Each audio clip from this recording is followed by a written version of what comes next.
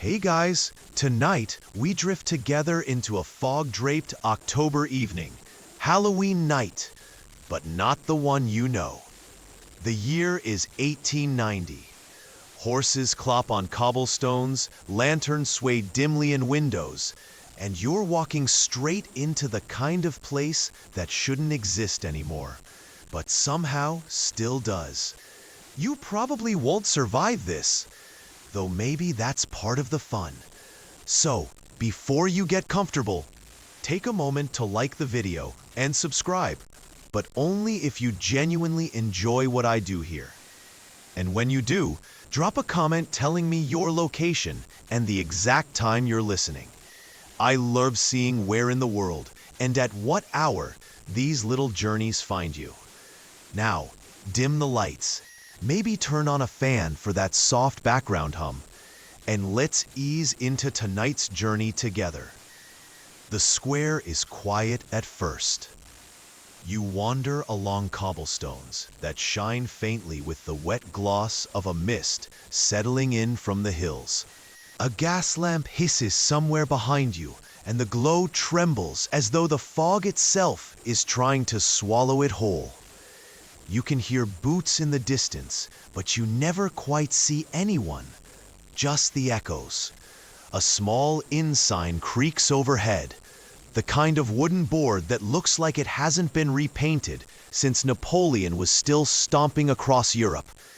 The name is half rubbed out. You catch the Crow and then a smear, as though the rest of the word didn't want to stay visible. A crow really does caw from the signpost, like the village itself planted a joke on you. And that's the thing about Halloween in 1890. Nothing here is played for fun. There are no plastic fangs, no polyester costumes, no pumpkin-scented candles. Everything you see is layered with older, weirder meaning. People here believe the night belongs to the dead, and that if you step outside, you'd better be ready to shake hands with something that doesn't breathe anymore. You wander closer to the square. The fog is denser here, roped around the ankles of a fountain that doesn't run anymore. No water, just moss and cracks and coins so tarnished you'd think they were cursed. Maybe they are. Scholars still argue whether Halloween in this era was more pagan remnant or Christian adaptation. But you can feel both forces pressing against the stones under your feet. And then comes the smell. Wood smoke, faint, but carrying something sharper. Maybe resin or pitch. People are burning something in their hearths that isn't just wood. You imagine herbs, maybe protective bundles hung over doorways and now tossed into the fire, a ward against the things wandering outside. You catch the flick of movement near a shutter.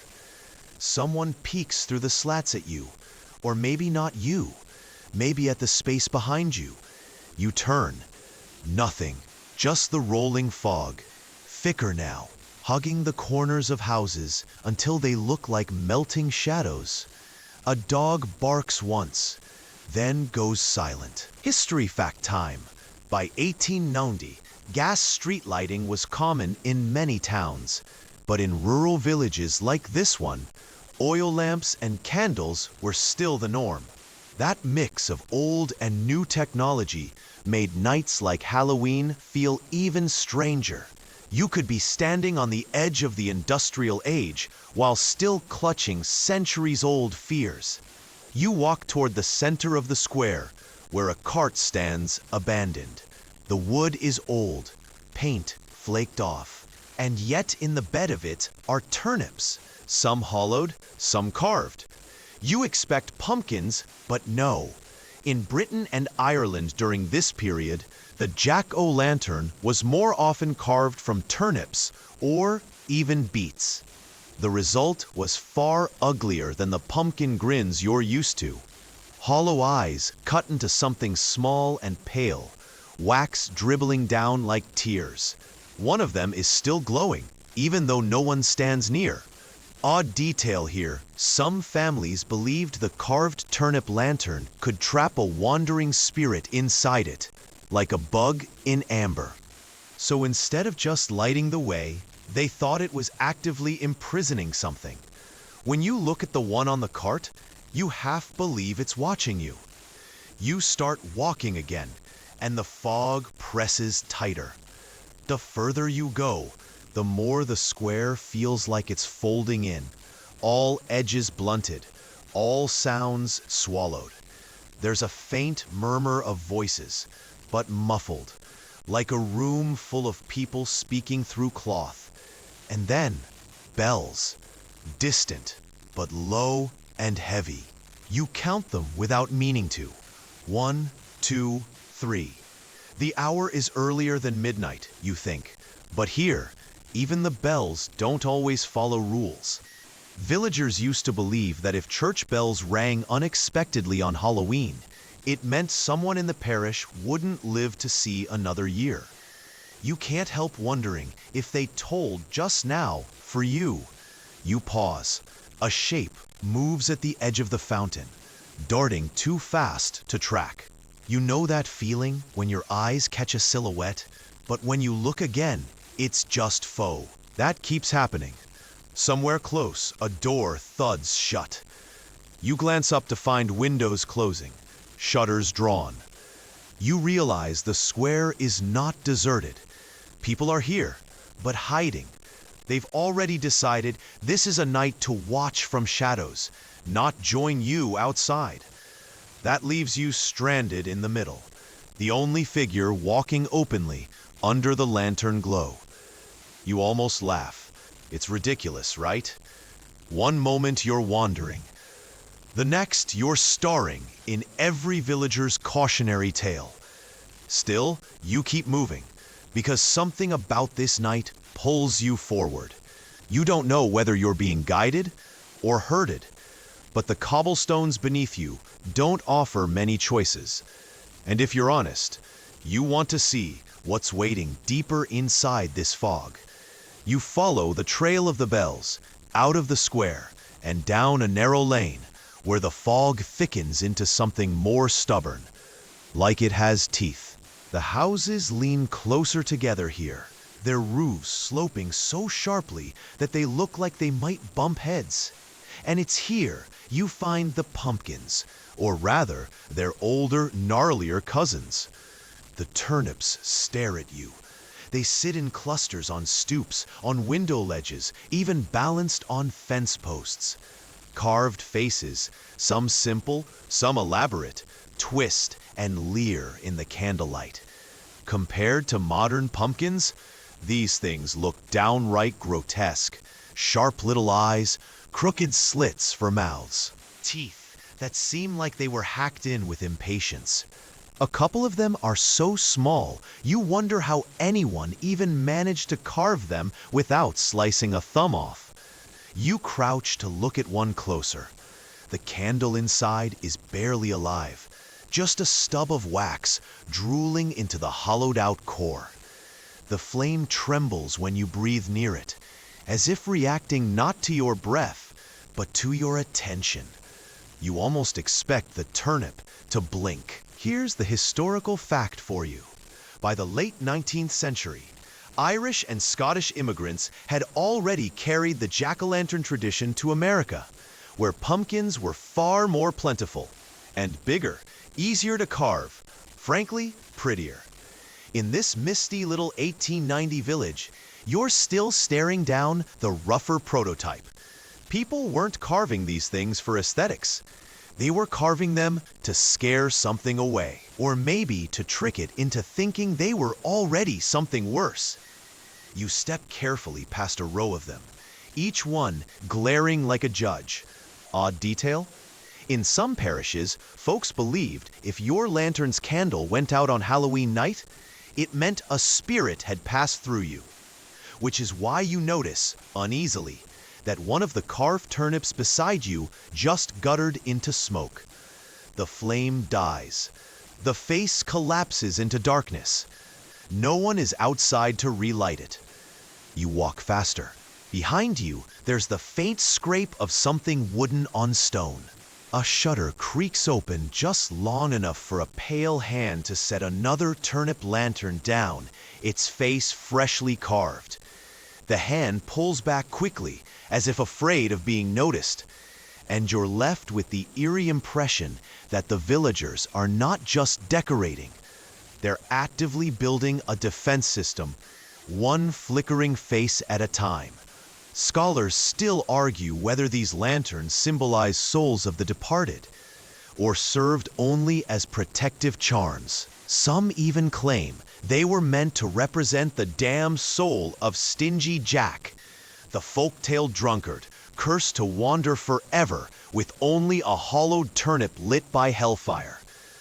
But whichever theory is true, right now, walking this crooked lane, you can't shake the idea that the lanterns aren't just symbolic. They're active participants in the night. One of them spits wax onto the ground as its candle flares too suddenly, like it's reacting to something moving past you. The heat brushes your hand even though you didn't touch it. You move on. Further along, the house is thin, and the fences become patchwork. Stone walls here, wooden stakes there, even bundles of thorn branches tied together. Every fence post seems to have its own small lantern perched on it. Imagine Christmas lights strung across a modern street, but instead of soft twinkles, it's rows of grimacing faces watching you like sentries. You wonder what would happen if you tried to blow one out. Maybe nothing. Maybe everything. Another quirky detail comes to mind. Some young people back then would deliberately steal or smash their neighbors' lanterns as a prank. A cruel kind of mischief, because it wasn't just destroying property. It was ripping down someone's spiritual defense. Imagine the tension when laughter of kids in the distance might mean they've just opened your doorstep to wandering souls. And sure enough, you hear giggling somewhere behind a fence. Quick, high-pitched, darting between shadows. You turn, but all you see are outlines sliding away, little feet pattering into mist. Then silence. You realize something. No one has spoken to you since you entered this lane. The only voices have been laughter and whispers you couldn't place. The living here don't welcome conversation tonight. They've given that privilege to their carved turnips and their restless dead. Still, you keep walking. The lane seems to stretch longer than it should, the fog folding it into an endless hallway of grins and flames. Every so often, a lantern sputters and dies. And when it does, you swear the air grows colder in that exact spot, as though the flame was the only thing holding back something you can't quite see. Your boots scrape over a patch of loose stone. You stumble, catch yourself, and in the moment of imbalance, you swear the carved faces change. Mouths twist differently, eyes sink deeper. When you blink, they're back to normal. Well, as normal as hacked up turnips can be. And then they flare all at once, brighter than before, like the whole row is exhaling after letting you pass. You step out, onto the road, into whatever waits next. The wider road feels like relief at first. More space, less pressure, fewer leering turnip faces. But it doesn't stay comforting for long. The fog doesn't lift. It just stretches itself out like a blanket across the street. You catch glimpses of stone walls on either side, ivy climbing them like black veins. Somewhere ahead, shutters bang against wood, though no wind stirs. You walk slower now. The air has changed, heavier somehow, and then you hear it. Knock, knock, knock. Not polite, not rhythmic, sharp, insistent rapping. It comes from a window up ahead, though the glass is too smeared to see through. Another knock joins it from the opposite side of the road. Then another. Soon, the lane becomes a corridor of sound, rattling shutters, fists or claws or something pounding the wood from inside. You keep moving, because what else do you do? If you stand still, the knocking only grows louder. It's as if the houses themselves are demanding your attention, daring you to peek inside. Here's a historical fact to keep you grounded. Mischief night traditions weren't confined to Halloween in 1890, but October 31st was still prime time for pranks. Young villagers often ran through streets, banging on doors and windows, terrifying families into thinking spirits were at their threshold. In some towns, they'd move gates, unhinge carts, even smear soot on doors. You laugh softly to yourself. So maybe this chorus of knocking is just kids, right? A prank. Just flesh and blood. Except the sound is too synchronized, too heavy. And sometimes, when a knock lands particularly close, you swear you feel the vibration in your bones. Odd detail. In parts of England, people believe that if you heard 3 knocks at your door on Halloween night and no one was there, it wasn't children. It was a death omen. A spirit reminding you that your household would soon lose someone. And tonight, the knocks never come in 2s or 4s, always 3s. You pass one window where the knocking suddenly stops, and in its place, a long drag of nails skitters across the glass. The sound makes your teeth ache. You look up in spite of yourself and swear you see a pale face just behind the pane. No features, just whiteness pressed against the glass. When you blink, it's gone. Scholars still argue whether such stories were simply products of rural imagination or deliberate scare tactics used to keep children indoors. Either way, the effect on you is the same. You're not eager to linger. You quicken your pace, but the knocks follow you like a rolling drumline. Some are distant, some so close you flinch.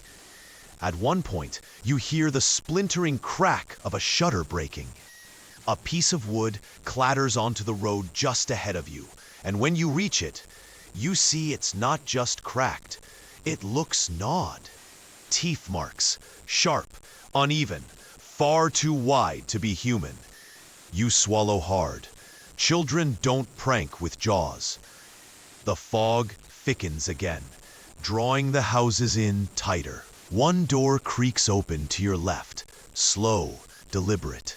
You wait, breath caught, expecting someone to step out, but nothing does.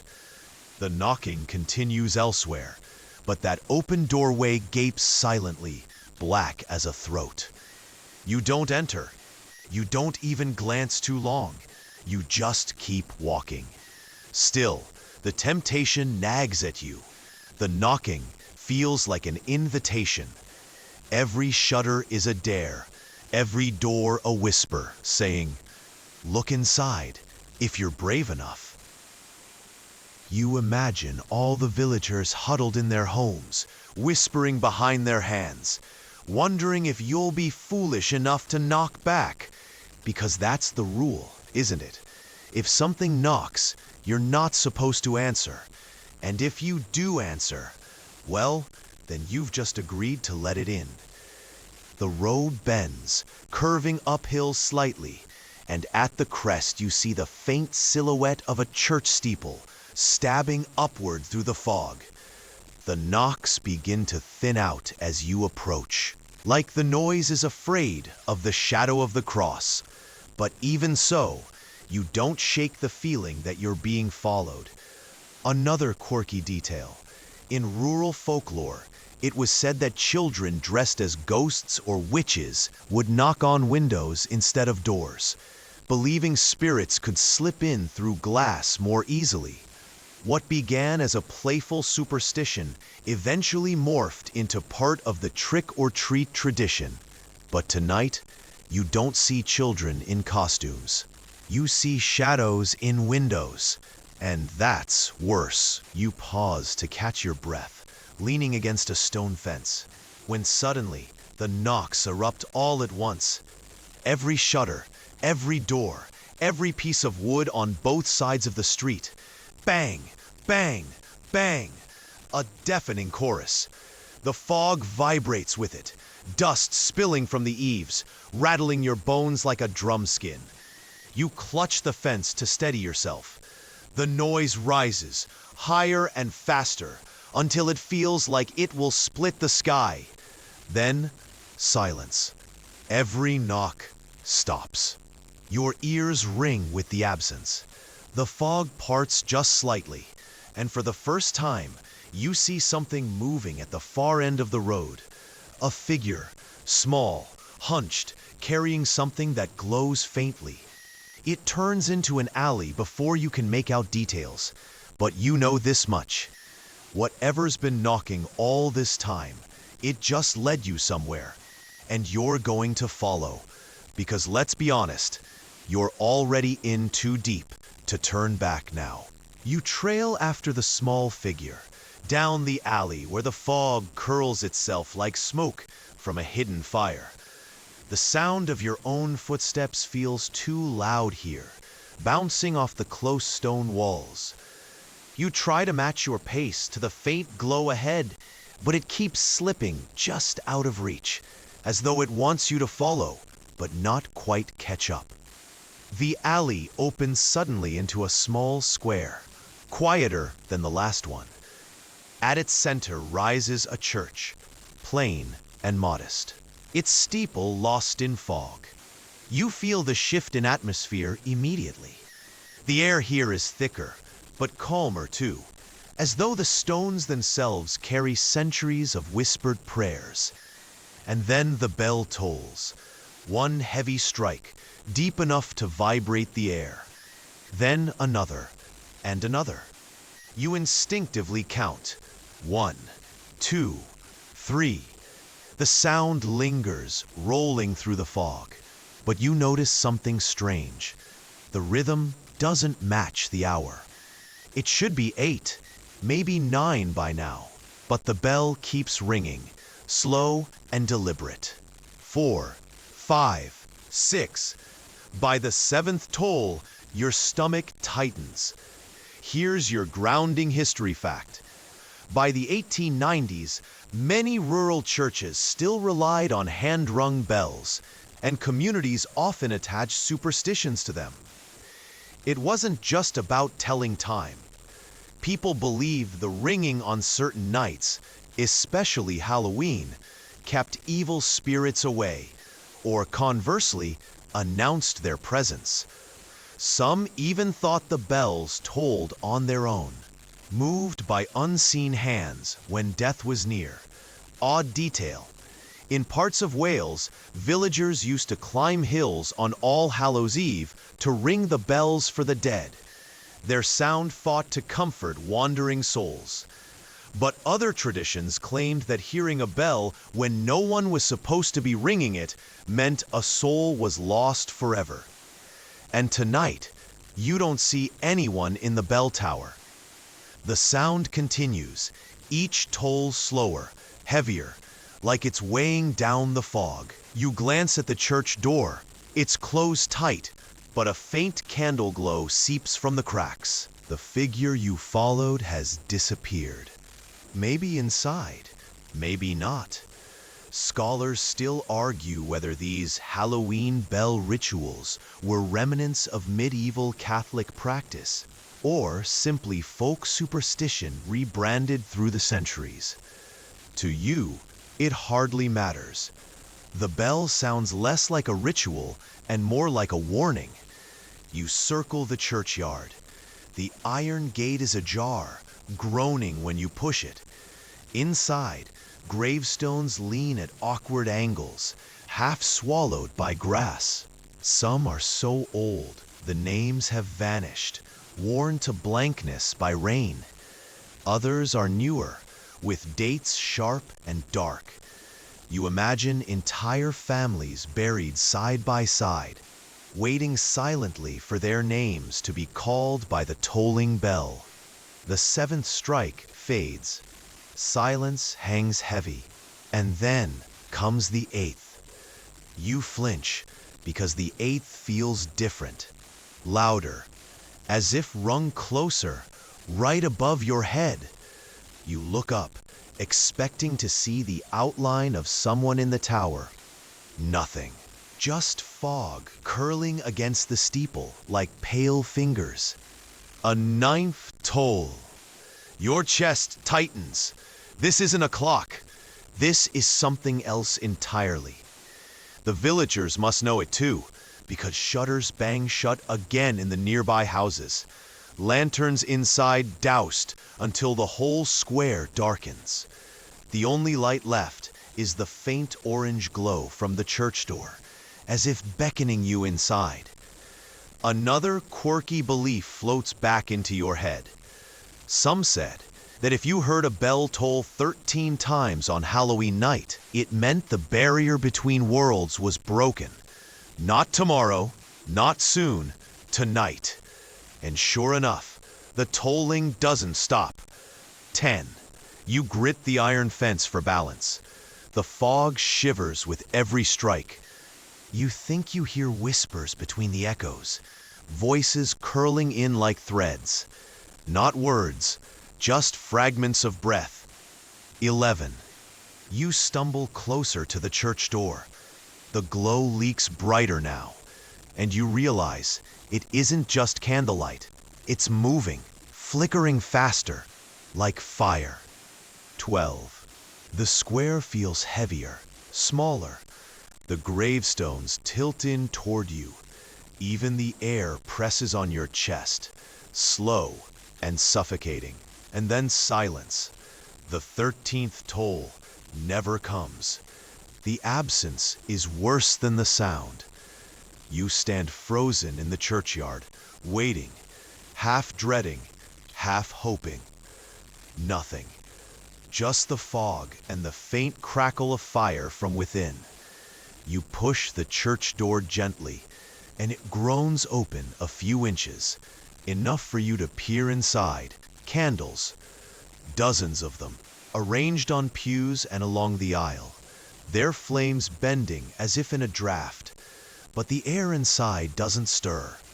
No wind, no movement.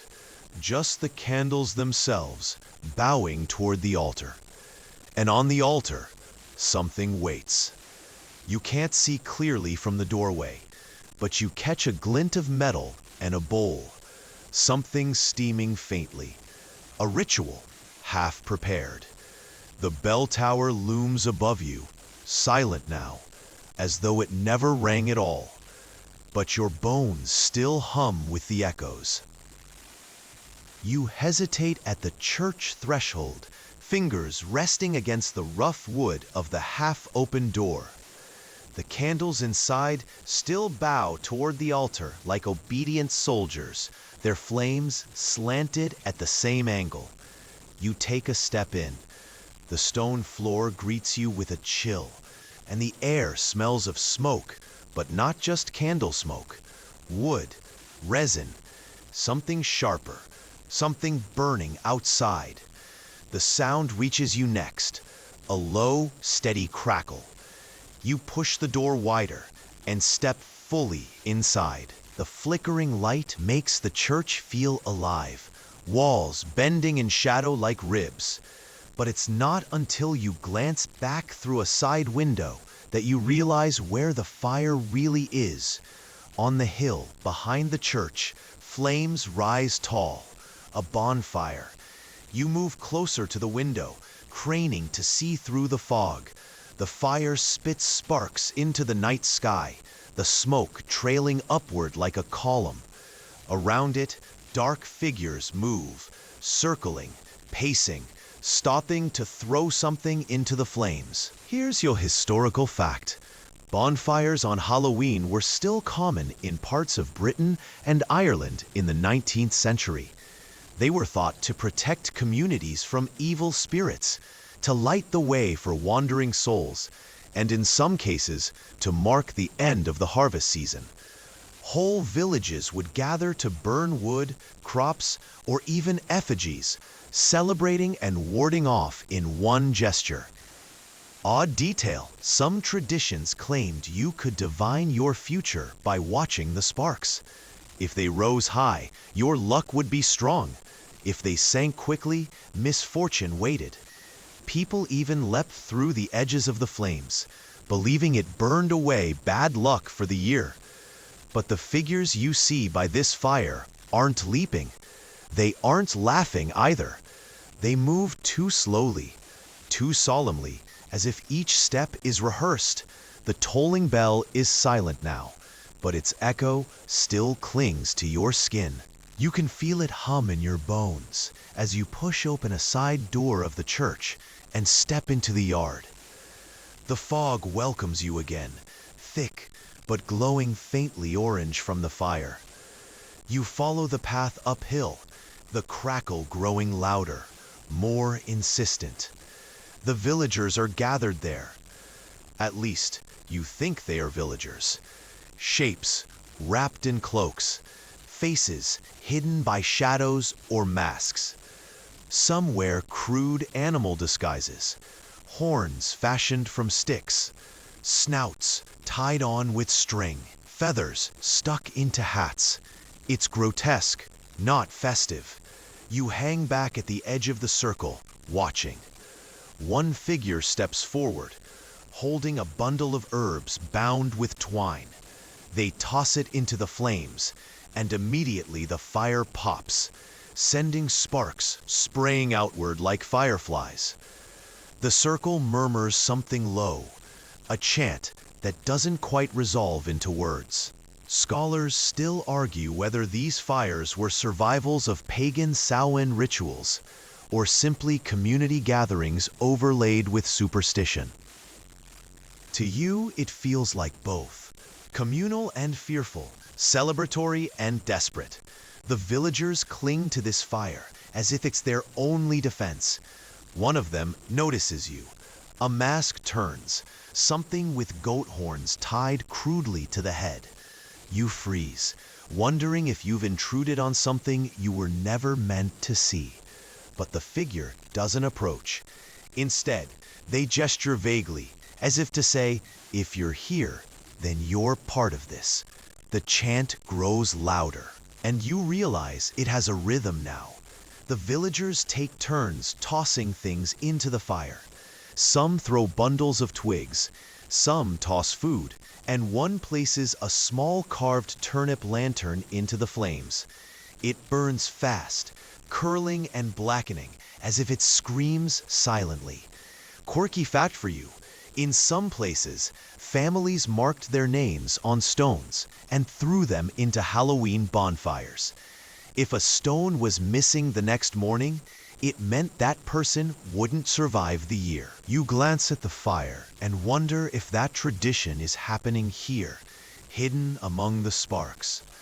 The flames roar higher, the smoke rolling into the fog. You feel warmth hit your face, but it doesn't comfort you. The circle of masked figures moves in closer, hands raised, chanting louder. The sound isn't words anymore. It's vibration, a humming that sets your teeth on edge. And then, one figure steps forward, lifting a long pole. At its end hangs a dark, heavy sack. You expect wood or herbs, but when they toss it in, the fire erupts violently, too violently, as though it was waiting for that offering. Sparks streak upward, far too high, almost reaching the steeple of the church below. The crowd gasps softly, and then the chanting stops. Silence, except for the roar of the fire.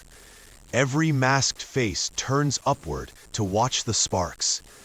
Some rise high, some sink fast, and every villager waits, motionless, as if the fire itself is deciding their fate. The flames snap, sending a rush of heat across the circle. Your instinct is to step back, but no one else moves. They stand steady, accepting whatever comes. Finally, the fire eases, lowering into a steady crackle again. The villagers murmur, some nodding, some clutching their cloaks tighter. You can't tell if they're relieved or disappointed. The goat-horned mask turns to you again, tilting its head slowly, and for a second, you think you hear the faint echo of the bell again, just for you. And then, without a word, the villagers begin to drift away into the fog, leaving the fire to burn on the hill alone. You stand at the edge of it, watching the sparks rise and vanish into the mist. The bonfire crackles behind you as you follow the trail of cloaked villagers down the slope. Their steps vanish into fog, one by one, until you're left chasing only echoes of movement. The road bends sharply, and you find yourself entering a wider street, where the glow of small lanterns flickers weakly against the mist. At first, you think the figures ahead are just more villagers returning home. But then you notice their faces, masks, crudely made, unsettlingly expressive. Some look like animals, boars with crooked tusks, owls with uneven eyes, dogs with snarling mouths.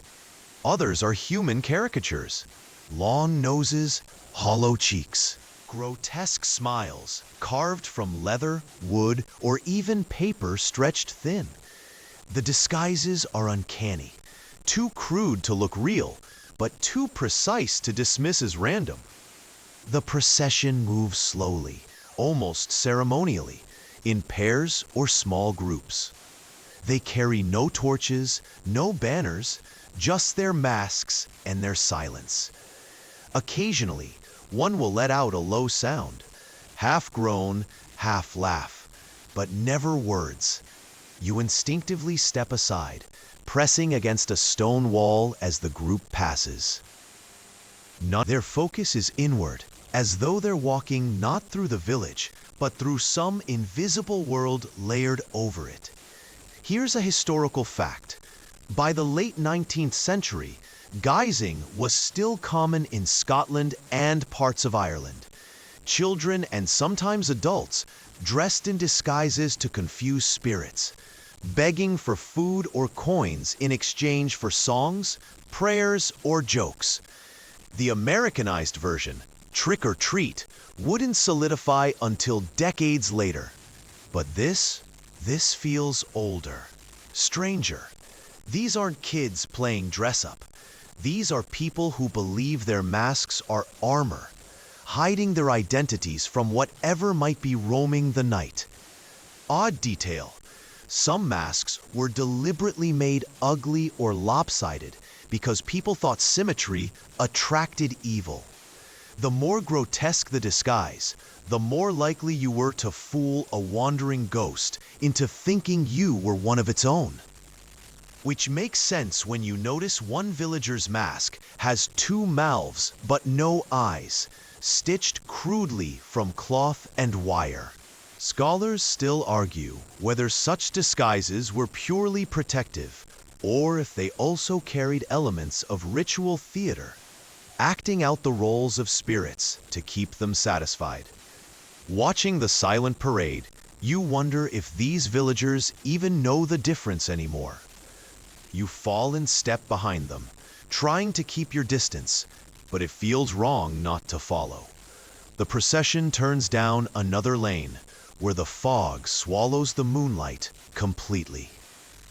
All that's left is the shuffle of feet and the occasional glint of candlelight bouncing off masks. The road narrows, flanked by hedges that rise high and close.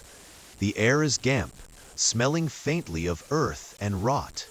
Somewhere within the group, a child-sized figure stumbles, and two taller masked villagers help it along, their movements almost tender, despite the grotesque faces they wear.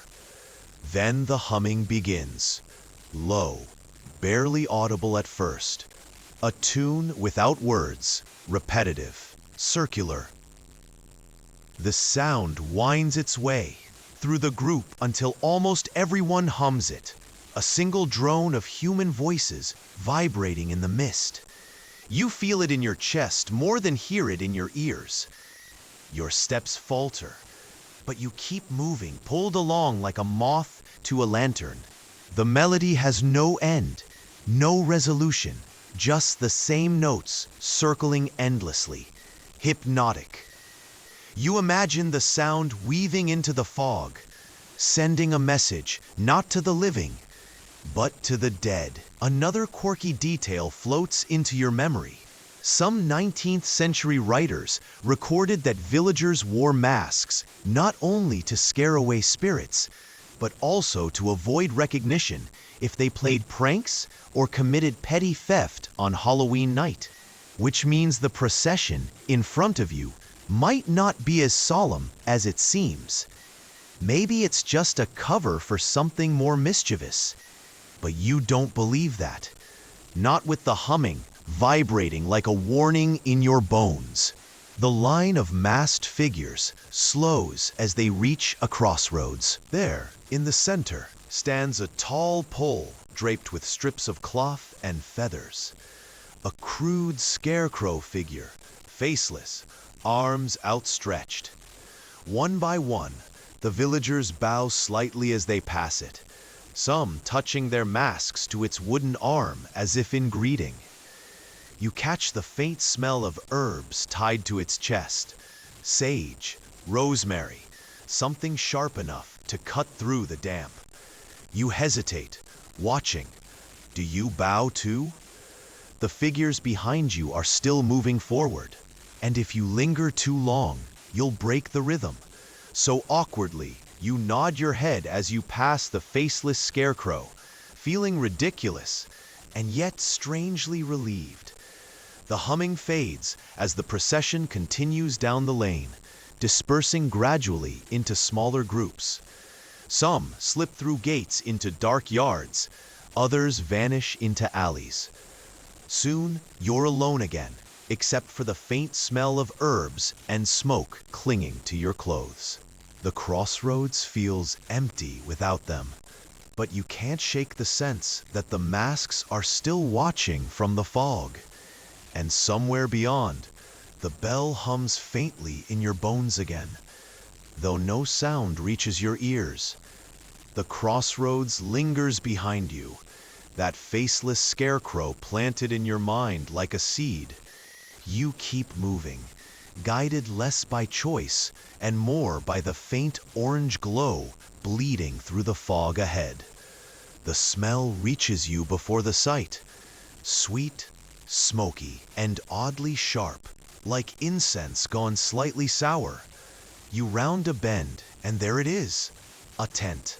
Not the bright, gaudy kind you'd expect at a fair, but a sagging patchwork of dark fabric stretched between crooked poles.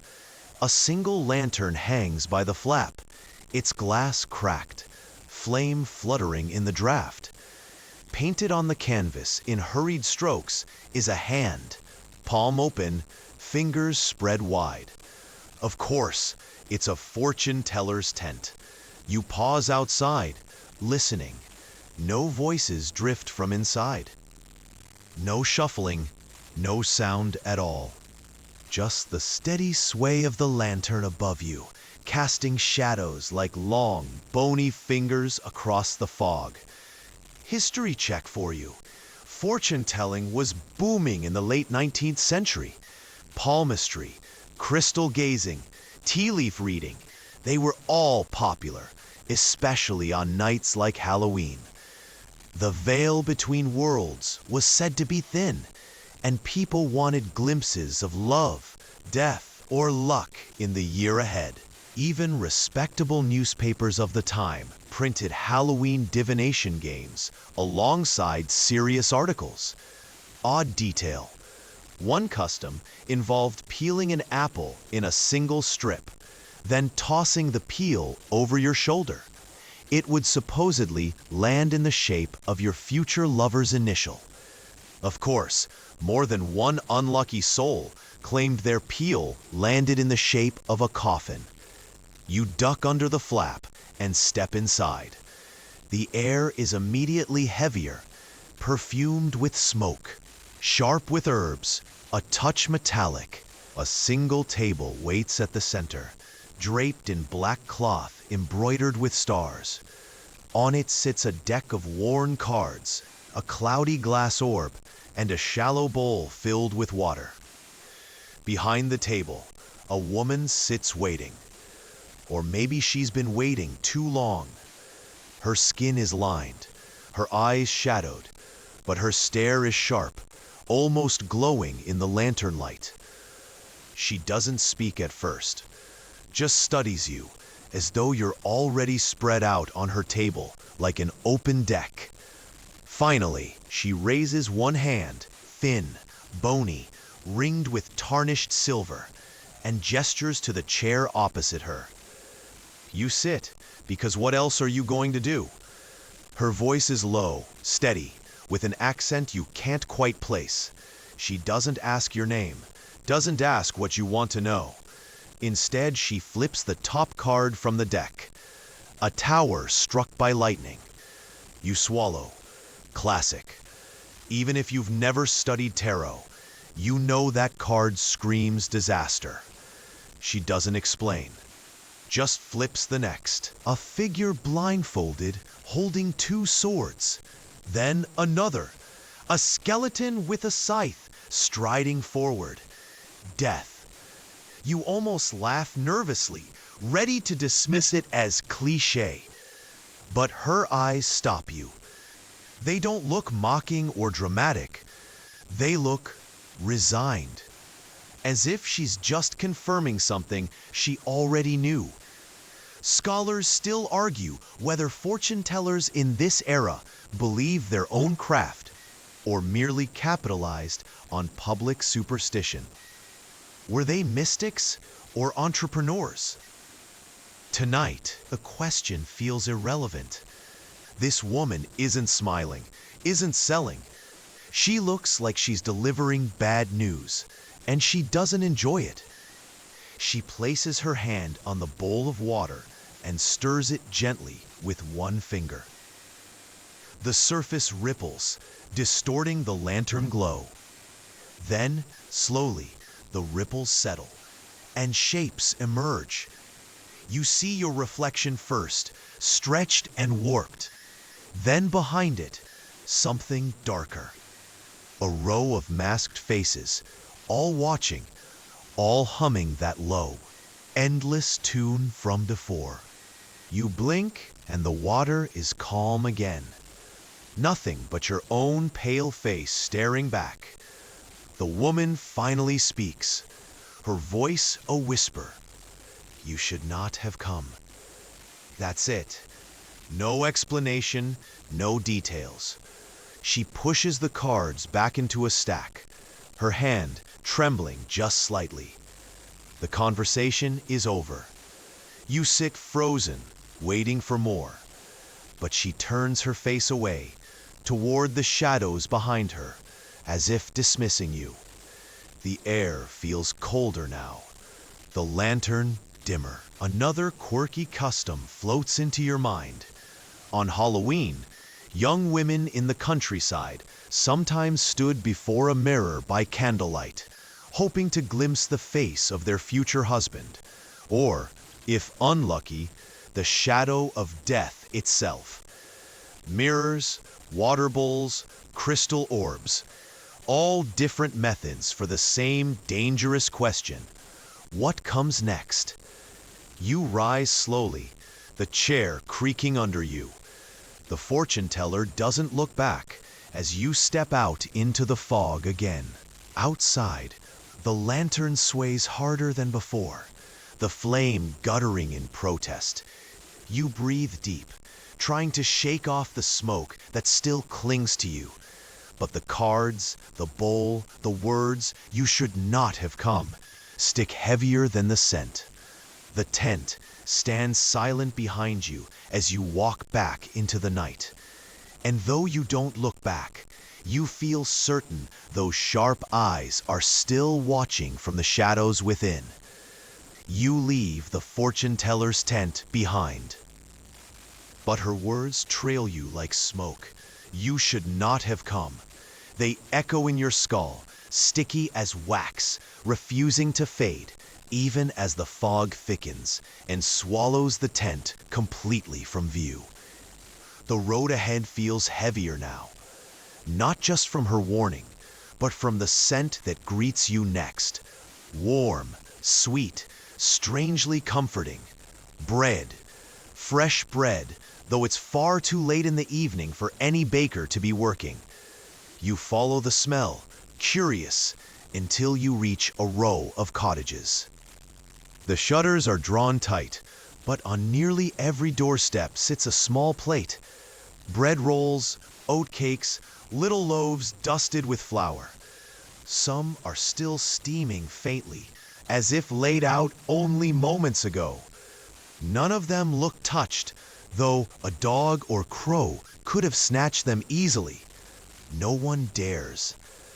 You crouch to peer at one plate, half expecting a hand to shoot out of the fog and snatch it away. But it just sits there, warm, waiting. Here's the history for you. In many parts of 19th century Europe, it was customary to leave food out on All Hallows' Eve. Soul cakes or bread for the spirits of the dead. The idea was simple. Feed them, honor them, and maybe they won't trouble you. In Ireland and Scotland, children or beggars sometimes went souling, knocking on doors and offering prayers for the dead in exchange for these little loaves. The practice blended eventually with guising, and much later, trick-or-treating. Odd detail. In some households, people poured ale or milk over the bread before setting it outside.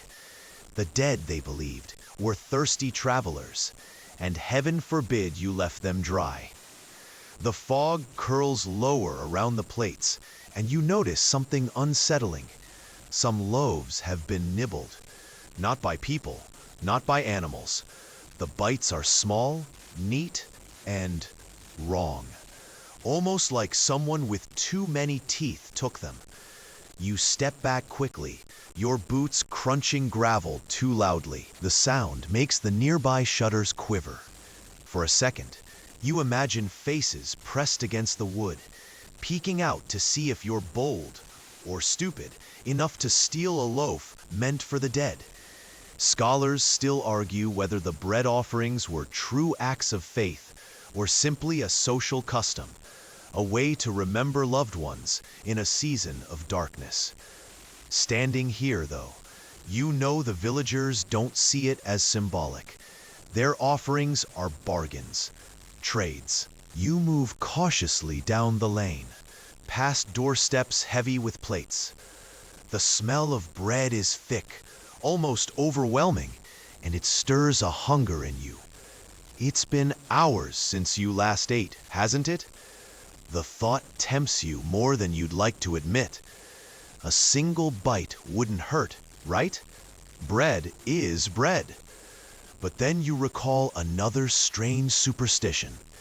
Anyone foolish enough to eat the bread meant for spirits risked drawing the dead inside themselves.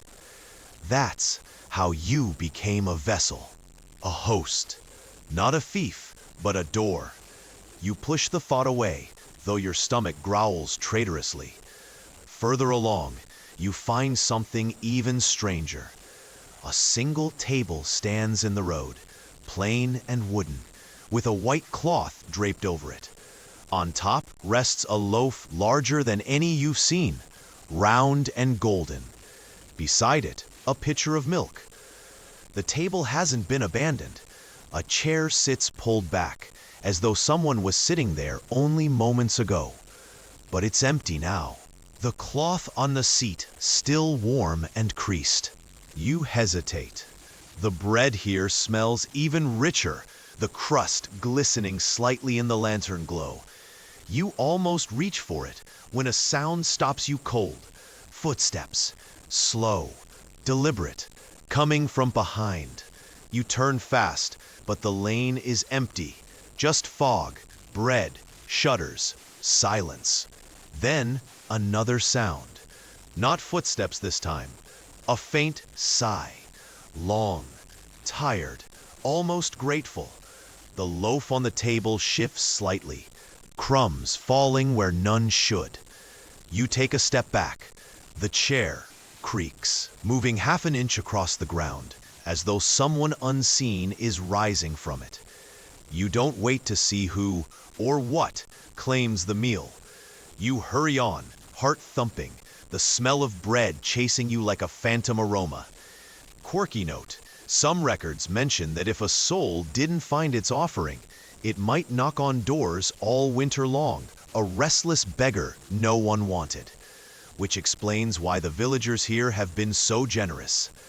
Better to lose a loaf than your peace. As you leave the table behind, you glance once more over your shoulder. The chair is empty again. The bread looks untouched.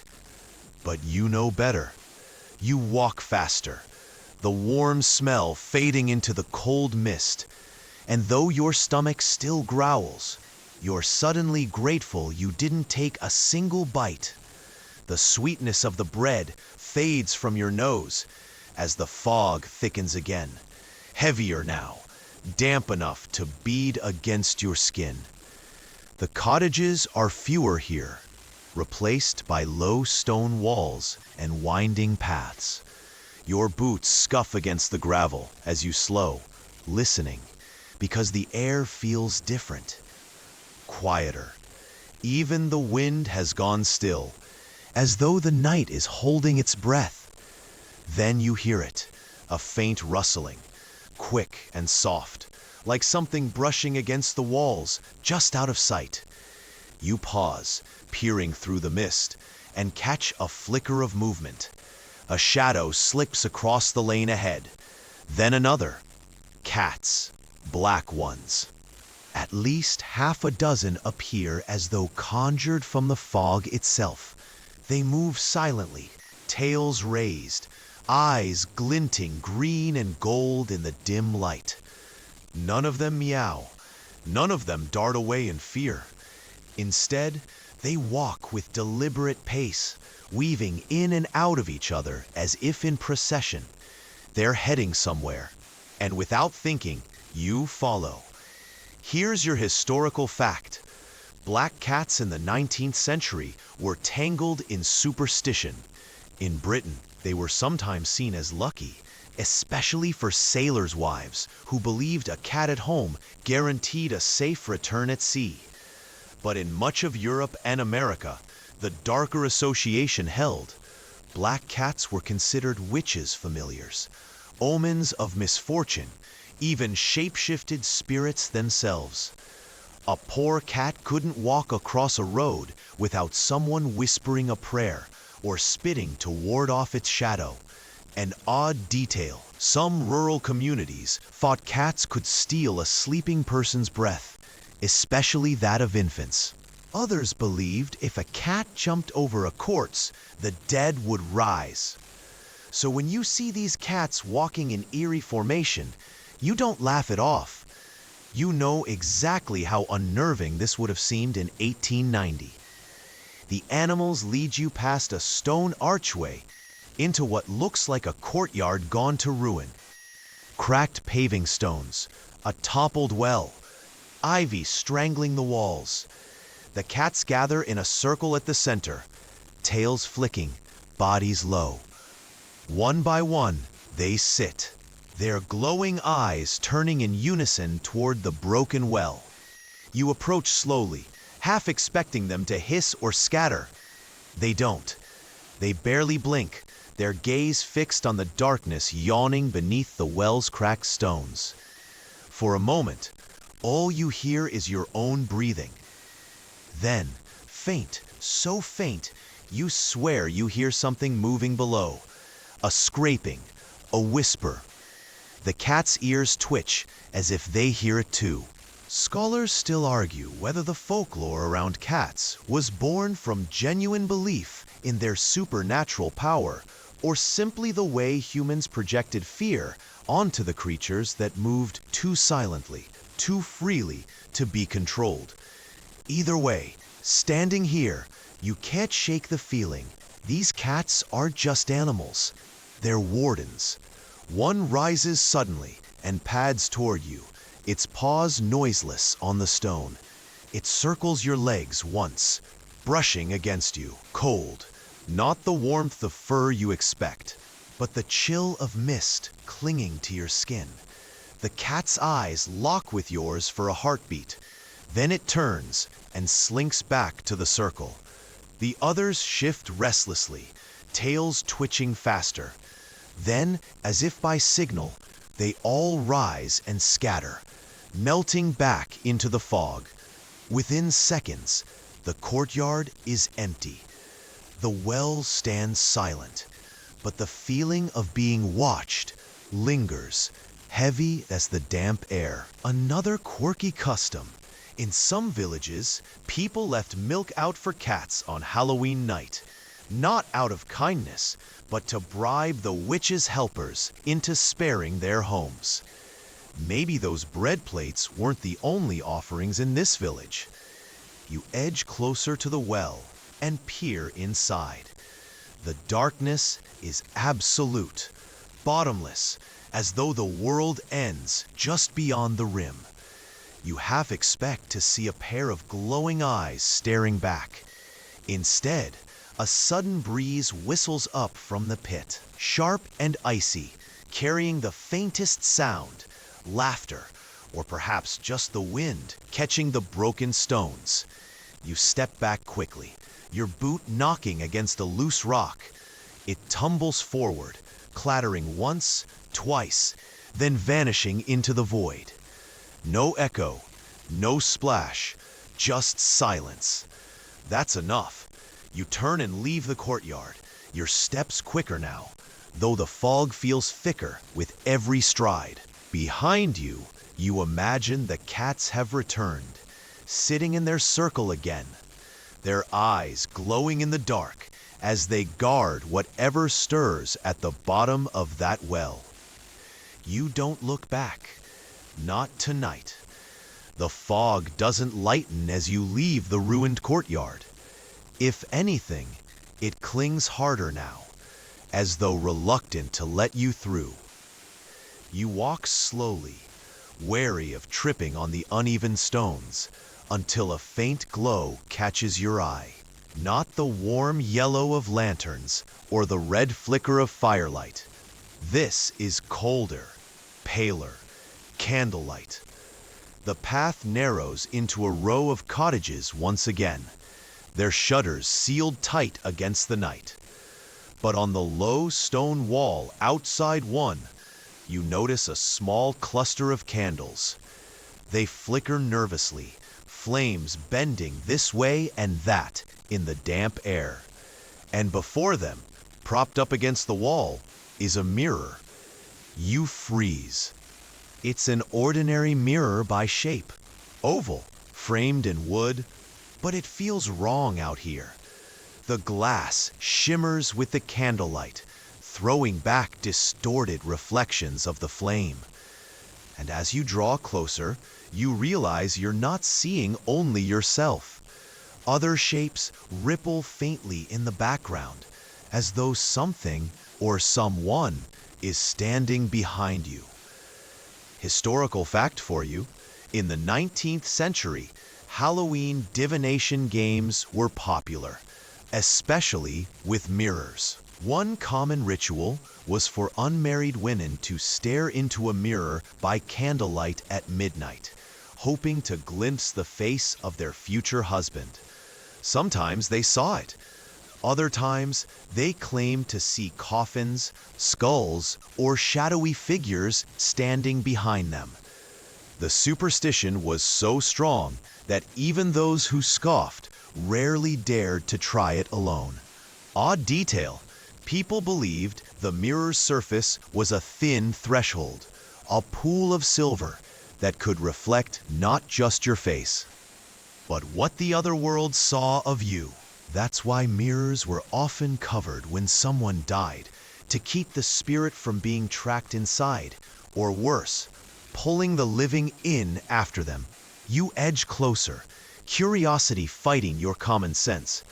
The glass is fogged in places, but when you wipe it with your sleeve, the reflection clears.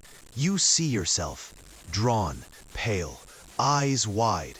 The candles at your feet burn steadily. Then the reflection twitches. Not your face. You. For a fraction of a second, your reflection moves before you do, lips parting in a silent word you didn't speak. You stumble back, the gravel crunching under your boots. Scholars still argue whether mirror divination was a harmless parlor trick or whether participants genuinely believed the glass was a gateway. Watching the faint shimmer of candlelight warp your double's face, you'd place your bet on the latter. You steel yourself and lean forward again, determined not to let your own nerves win. Your reflection steadies this time. Your face stares back, tired but familiar. The candles burn in neat little rows at your feet. And then, slowly, something else takes shape. A mask. Not on you, but behind you. One of the grotesque disguises from earlier. Its hollow eyes peering through the silver surface. The same crude grin, the same asymmetry that marks it as something not quite human. You spin around, heart hammering. Nothing. Just mist, cottages, silence. When you face the mirror again, the mask is gone. Your reflection looks exactly as it should. Unnerved, shaken, but still your own. You consider toppling the mirror, snuffing out the candles, anything to break the spell. But another thought freezes you. If the mirror is truly a threshold, what happens if you shatter it? Do you lock something out or let it through? Your hand lingers in the air, trembling between action and retreat. And then, from the far end of the lane, a sound interrupts your indecision. A bell, not the full toll from the church, but a faint chime, as though someone is testing the clapper. One, pause, another. It's enough to pull your attention, enough to break the hold of the mirror's strange shimmer.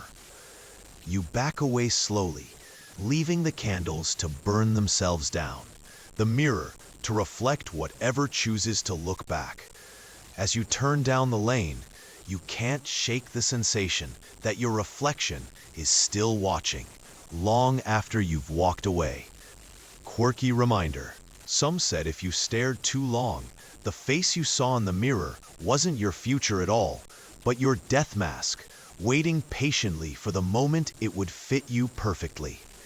You don't dare glance at another window's glass the rest of the way. The narrow lane opens into farmland, wide fields cloaked in mist. You breathe a little easier without cottages pressing in, though the silence here is even heavier. The ground is damp beneath your boots, soft with soil still scarred from the harvest. The air carries a faint dry scent, cut straw, churned earth, and something faintly metallic, like old tools forgotten in the field. You pause when you notice it. A sheaf of wheat standing alone in the middle of the field. Every other stalk has been cut down, but this one bundle remains tied upright, a lonely monument of gold against the gray fog. You walk closer, drawn by the strangeness of it. The sheaf is bound tightly with twine, leaning slightly to one side, its heads heavy with grain. At its base lies a scattering of coins, buttons, and even a few dried flowers, as though people have been leaving offerings here. Historical fact: the last sheaf was a widespread tradition in Europe, persisting into the 19th century. Farmers often saved the final bundle of grain, treating it as sacred, tied to the spirit of the harvest itself. Some communities called it the Corn Mother, others the Harvest Doll. It was thought that cutting it recklessly risked angering the spirit who made the fields fertile. Odd detail, In parts of Scotland, the final sheaf was tied into the shape of a woman or a cross and kept in the farmhouse until spring. In other places, it was fed to animals on Christmas Eve, a way of passing the blessing of the harvest to the year ahead. Here, it simply stands untouched, glowing faintly in the candle-thin moonlight. You crouch near the offerings, trying to get a closer look. One of the coins is so worn, you can barely make out the date, but it seems old, older than this village. Another object catches your eye, a small carved bone, smoothed by handling. A charm? A toy? You can't tell.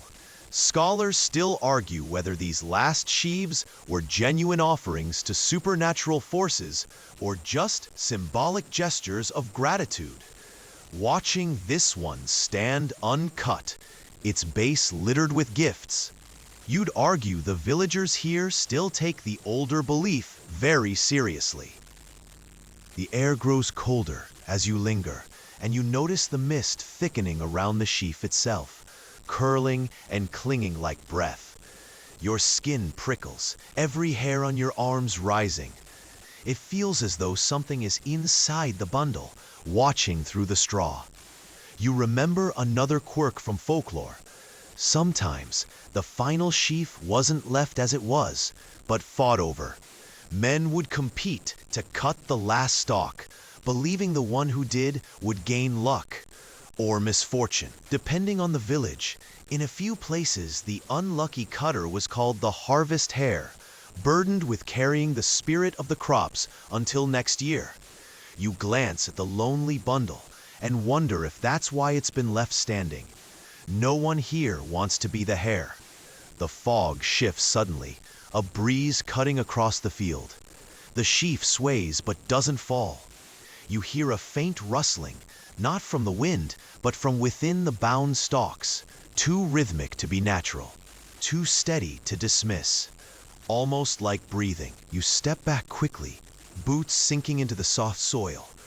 The coins at the base glint faintly, catching what little moonlight there is. You swear you see one move, sliding an inch across the dirt without a hand touching it. That's enough for you. You turn, careful not to trip on the furrows, and walk back toward the road. Behind you, the sheaf stands tall, the mist rising higher around it until it looks like a figure cloaked in straw, watching you retreat. Quirky superstition. Some villagers believed if the last sheaf wasn't treated properly, the spirit of famine would walk through the village, knocking at doors until someone invited it inside. You don't know whether famine is real or not, but you're certain the sheaf would have gladly followed you if you'd lingered. Better not to find out. The fields fade behind you, the mist curling tighter as you find yourself on a narrower track, flanked by low barns and sheds. The air is richer here. Hay, manure, the musky warmth of animals hidden just out of sight. For a moment, it's comforting, grounding you after the uncanny silence of the harvest field. But then you hear it, knocking, a steady thump against wood, like someone rapping their knuckles on a barn door. Once, twice, then silence. You freeze, scanning the shadows. Nothing moves. You start walking again, and the sound repeats. Different door this time. A hollow bang, as though something from the inside is trying to get out.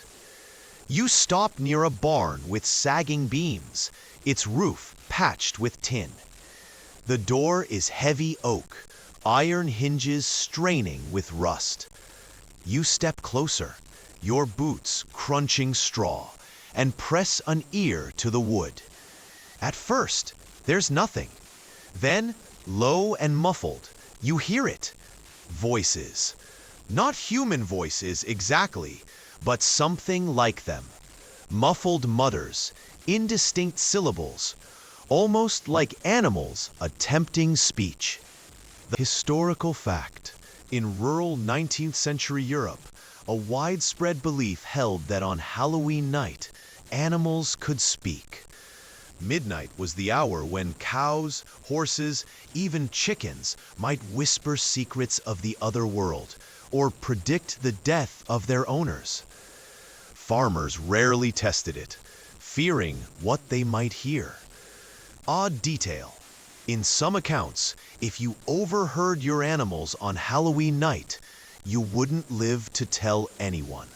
The knowledge wasn't meant for human ears. And if you insisted on listening, you risked being cursed, struck mad, or marked for death before the year was out. You hold your breath, straining to catch a word. The muttering shifts into rhythm, a rolling cadence like chanting. You almost make out a phrase, something about cold earth or deep ground. Then the knocking starts again, sharp and impatient, right beneath your hand. You leap back.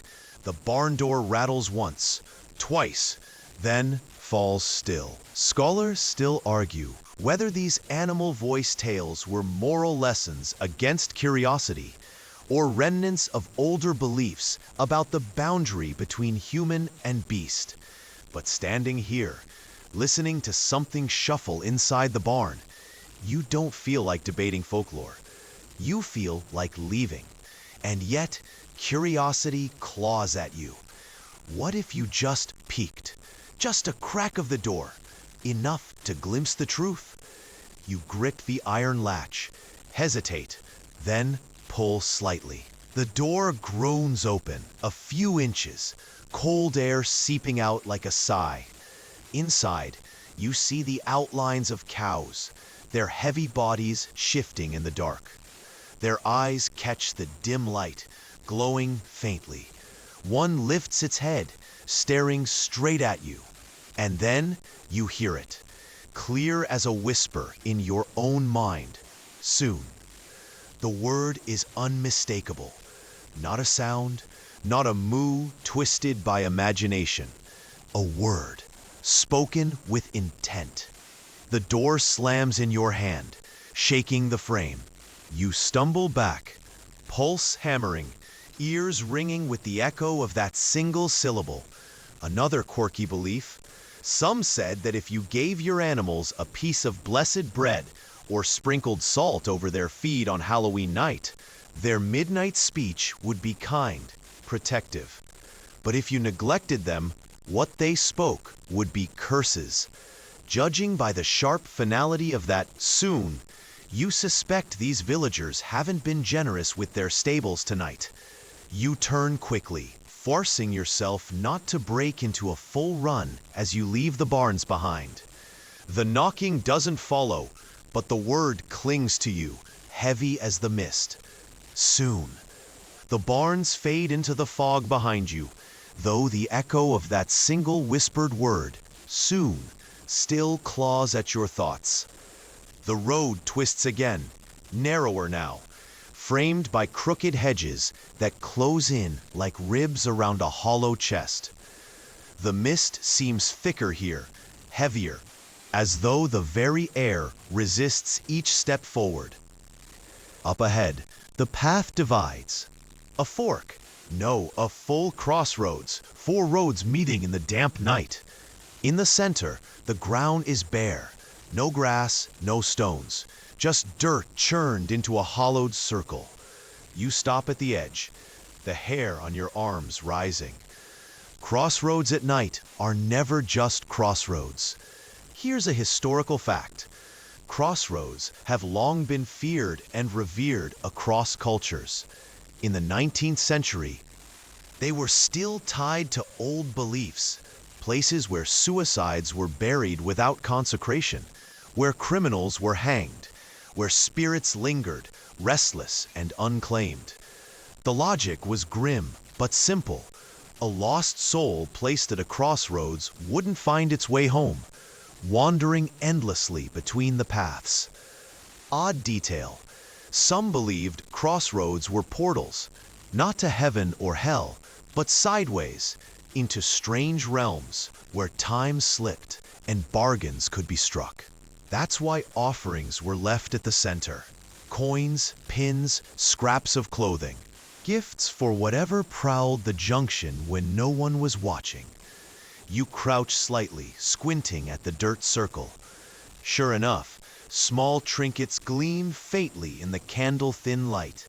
A bent spoon, a handful of nails, a child's marble half buried in the soil.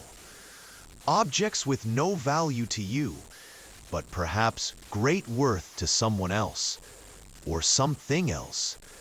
The mist thickens, rolling low and heavy, and you hear it, a shuffle. Soft footsteps approaching, but from which direction? Left? Right? Behind? The crossroads bend sounds strangely, scattering it until every road hums with the same faint tread. You swallow hard. Do you stand still or choose a path? Scholars still argue whether crossroads superstitions were purely symbolic, a way of marking social outsiders, or whether people truly feared the junctions themselves as cursed places. Tonight, it doesn't feel like theory. It feels like standing in the center of a trap. A breeze picks up suddenly, cutting across all four paths at once. The fog swirls, shapes forming within it, vague outlines of figures. Some tall, some stooped, some so hunched they barely look human. They hover at the edge of vision, never fully stepping onto the dirt circle. Then, from somewhere among them, a whisper slithers out. Not a voice you can pinpoint, but one that slides into your ears all the same. Trade. Just that single word. The same one you heard at the barn, but different now. Less a warning, more an invitation. The trinkets at your feet glint brighter, as though freshly polished. The marble shifts, rolling an inch closer to the center. Something wants you to leave something of your own. You think quickly. What do you even have? A coin in your pocket, perhaps. A button. Maybe nothing you truly miss. But that's the danger, isn't it?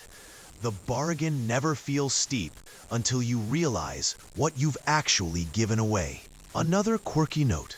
Some 19th century travelers recorded tales of people who left a possession at a crossroads on Halloween night and returned the next morning to find something else in its place. Sometimes it was treasure. Sometimes it was a token of death. A nail, a bone, a scrap of winding cloth. The whisper comes again, clearer this time, curling up your spine like smoke. Trade. Your hand trembles at your side, your fingers brushing the coin in your pocket. You almost draw it out, almost toss it into the circle just to quiet that voice. But then you hear another sound, faint yet sharp. Laughter. Not cruel, not loud, just distant, detached. It comes from the right-hand path, disappearing into the mist. And suddenly, the whisper is gone. The shapes dissolve back into fog. The trinkets at your feet are just trinkets again, dull and ordinary. The crossroads falls silent. You waste no time choosing a path, not the one with laughter, not the one with shifting fog. You take the straight road ahead, boots quick against the dirt, heart hammering as though you've escaped something you can't quite name. Behind you, the mist swirls lazily over the circle, as if erasing your presence from it entirely. The straight road stretches longer than you expect, narrowing between rising banks of grass and bramble. The fog clings low, swirling at your ankles, muffling every step. The silence grows so thick, you begin to long for even the unsettling noises of the barns or crossroads. But then it comes, the sound you didn't ask for. A wail. It's faint at first, carried on the wind, so fragile it almost blends with the sigh of the mist. But it builds, rising into a keening cry that cuts straight through your chest. High-pitched, mournful, piercing in a way no human voice quite manages. You stop dead in your tracks, breath caught in your throat. History fact: in Irish and Scottish folklore, the banshee was the herald of death, her cry a warning that someone nearby would soon die. By the late 19th century, immigrants had carried the legend abroad, blending it with local tales of weeping women or phantom singers. Villagers whispered that if you heard the banshee's keening, you should prepare for mourning. Odd detail: banshees weren't always imagined as hideous. Some described them as pale, fragile maidens with flowing hair, combing it endlessly by moonlight. Others swore they appeared as wrinkled hags in rags. But always, the voice.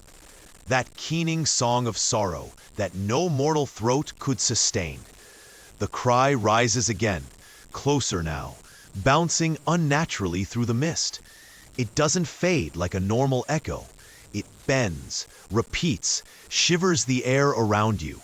You glance left, right, back, but the sound presses from all sides. Scholars still argue whether the banshee was purely symbolic, a poetic metaphor for the inevitability of death, or whether people truly believed some spectral mourner drifted through the night. Tonight, hearing that voice dig into your bones, you don't care what scholars debate. You care about where it's coming from and why it seems to circle you. You walk faster, your boots crunching louder than you'd like. The wail lowers now, shifting into something softer, almost a melody, almost words. You can't quite make them out, but your mind twists them into phrases anyway.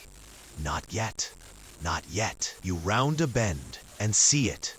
At the base of a slope, half shrouded in mist, a figure sits on a fallen tree. A woman, long hair spilling down her back like a dark veil. She leans forward slightly, comb in hand, dragging it slowly through strands that glimmer faintly with moisture. The sound of her comb's scraping tangles is almost louder than the faint sobbing tune. You freeze, every instinct screaming not to get closer. Her shoulders heave once, as though she's sighing, and her head tilts just enough that you catch the pale outline of her cheek. She doesn't look old, but she doesn't look young either. Ageless. Her hair is endless, rippling even though the night air is still. She hums again, the sound curling up into the fog, pulling at something deep in your chest. Quirky belief: if you ever saw a banshee combing her hair, you must never steal the comb. Many stories told of men who tried, only to find themselves cursed, dragged into madness, or worse, followed home by the wailing spirit. You wonder if the comb she drags through her hair now is silver or bone, and why the sight of it makes your stomach twist. The woman pauses, her comb resting mid-strand. Slowly, her head begins to turn. Not all the way, just slightly, enough for you to feel the weight of her gaze without fully seeing her face. That's enough. You step backward carefully, never taking your eyes off her. Each footfall is measured, deliberate, quiet. The mist thickens, as though trying to hide her from view. When it finally does, when the slope empties and the figure vanishes into gray, you don't wait. You walk quickly, almost running, not stopping until the air no longer rings with her keening hum. And even then, in the silence that follows, your ears still ache with the echo of her song. Soft, mournful, and unfinished, you push forward, legs still stiff from the tension of that keening voice. The fog here feels damp, clinging with more weight, and the road dips lower, leading toward the faint sound of trickling water. The smell shifts, earthier now, moss and river stone, replacing the musty hay and burnt wood from earlier paths. You hear it before you see it, the slow ripple of a current. When the fog thins just enough, a river comes into view, wide and sluggish, its surface reflecting faint scraps of moonlight through the mist. At the bank, lanterns flicker, small, trembling flames inside glass jars or hollowed gourds, their reflections bending and breaking across the rippling water. No one stands nearby. No hands tend these lanterns. No children crouch beside them. They simply burn, dozens of them, arranged along the muddy edge in neat, deliberate rows. Some drift, tied with string to stakes at the shore, while others are loosed entirely, floating away down the current, their faint glows swallowed by the misty horizon. A chill runs down your spine.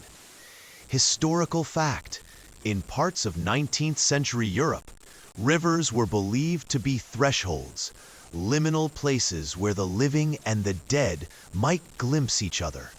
On Halloween, villagers placed lanterns or candles by the water to guide lost spirits across. Sometimes the flames were offerings, sometimes warnings to keep the dead from straying into the village. Odd detail: one account described lanterns carved not from pumpkins or turnips, but from animal bladders, stretched and dried into translucent vessels that glowed eerily when lit. Imagine the soft balloon-like shape wobbling at the end of a reed, swaying in the river breeze. Disgusting, yes, but also strangely beautiful. The mist thickens near the water, and with it comes a sound you don't expect. Singing, faint, feminine, slow, like a lullaby. It drifts along the current, almost indistinguishable from the gurgle of the water. Scholars still argue whether such river rituals were symbolic, meant to embody purification, or whether they were meant quite literally, to see visions of the dead reflected in the moving surface. Tonight, standing here, you realize the water is not just reflecting light, it's reflecting movement. Shapes. You step closer. The lanterns bob gently, and between the reflections, shadows ripple in patterns too regular to be chance. Faces. Brief, hazy outlines that ripple into being, mouths moving as though singing along with that lullaby. You blink hard, rub your eyes, but the shapes remain. The song grows louder, though you still can't make out the words. The melody is simple, repetitive, and it presses at you like the rhythm of a heartbeat. Something about it tugs you toward the edge. One step, then another, until your boots sink slightly in the mud. You lean closer, the water's dark surface just inches away. Quirky belief. It was said that if you stared into river water on Halloween, you might see the face of your future spouse, or the grim reflection of your own death. Both were warnings against curiosity, though clearly some villagers still tried. The water ripples wider now, and a face sharpens within it. Not hazy like before, but clear. Too clear. Eyes you don't recognize, staring back at you. They blink once. You statter backward, breath catching. The singing cuts abruptly, leaving only the slap of current against the bank. The lanterns flicker violently, as though stirred by unseen hands. One by one, they begin to snuff out, their reflections collapsing into dark ripples. The last lantern, still lit, drifts slowly toward you. It spins once in the water, bumping against the mud at your feet. The flame inside sputters but clings on, weak and trembling. You hesitate, then reach down. The jar is cold to the touch, slick with condensation, heavier than it looks. For a heartbeat, You think the flame might die completely in your grasp, but it steadies, holding firm, glowing faintly in your hand. You tuck it close, more comfort than tool, and step away from the riverbank. The mist swallows the rest of the water's edge behind you. Though you swear you still hear faint singing, quieter now, as if calling from far downstream. The lantern in your hand burns on. The lantern's weak glow steadies your pace as you climb away from the riverbank, its light bobbing like a pulse in your hand. The path narrows again, edged with damp moss and tangled roots, until it finally opens into a clearing. Here, long wooden tables are set beneath the trees, their surfaces lined with dishes and bowls. At first, you think you've stumbled into a late-night feast, but then you notice the silence. No chatter, no footsteps, no laughter, just empty chairs and food left out in the chill mist. Plates of bread, roasted meat, apples, and sugared nuts sit untouched, their aromas dulled by the damp. Candles flicker low, nearly spent, dripping wax onto table edges. You step closer. The lantern in your hand trembles faintly, and your skin prickles. Historical fact: in many rural traditions of the 19th century, families laid out food on Halloween night not for themselves, but for the dead. Called soul suppers or dumb suppers, the meals were prepared in silence, eaten or left out to honor the departed.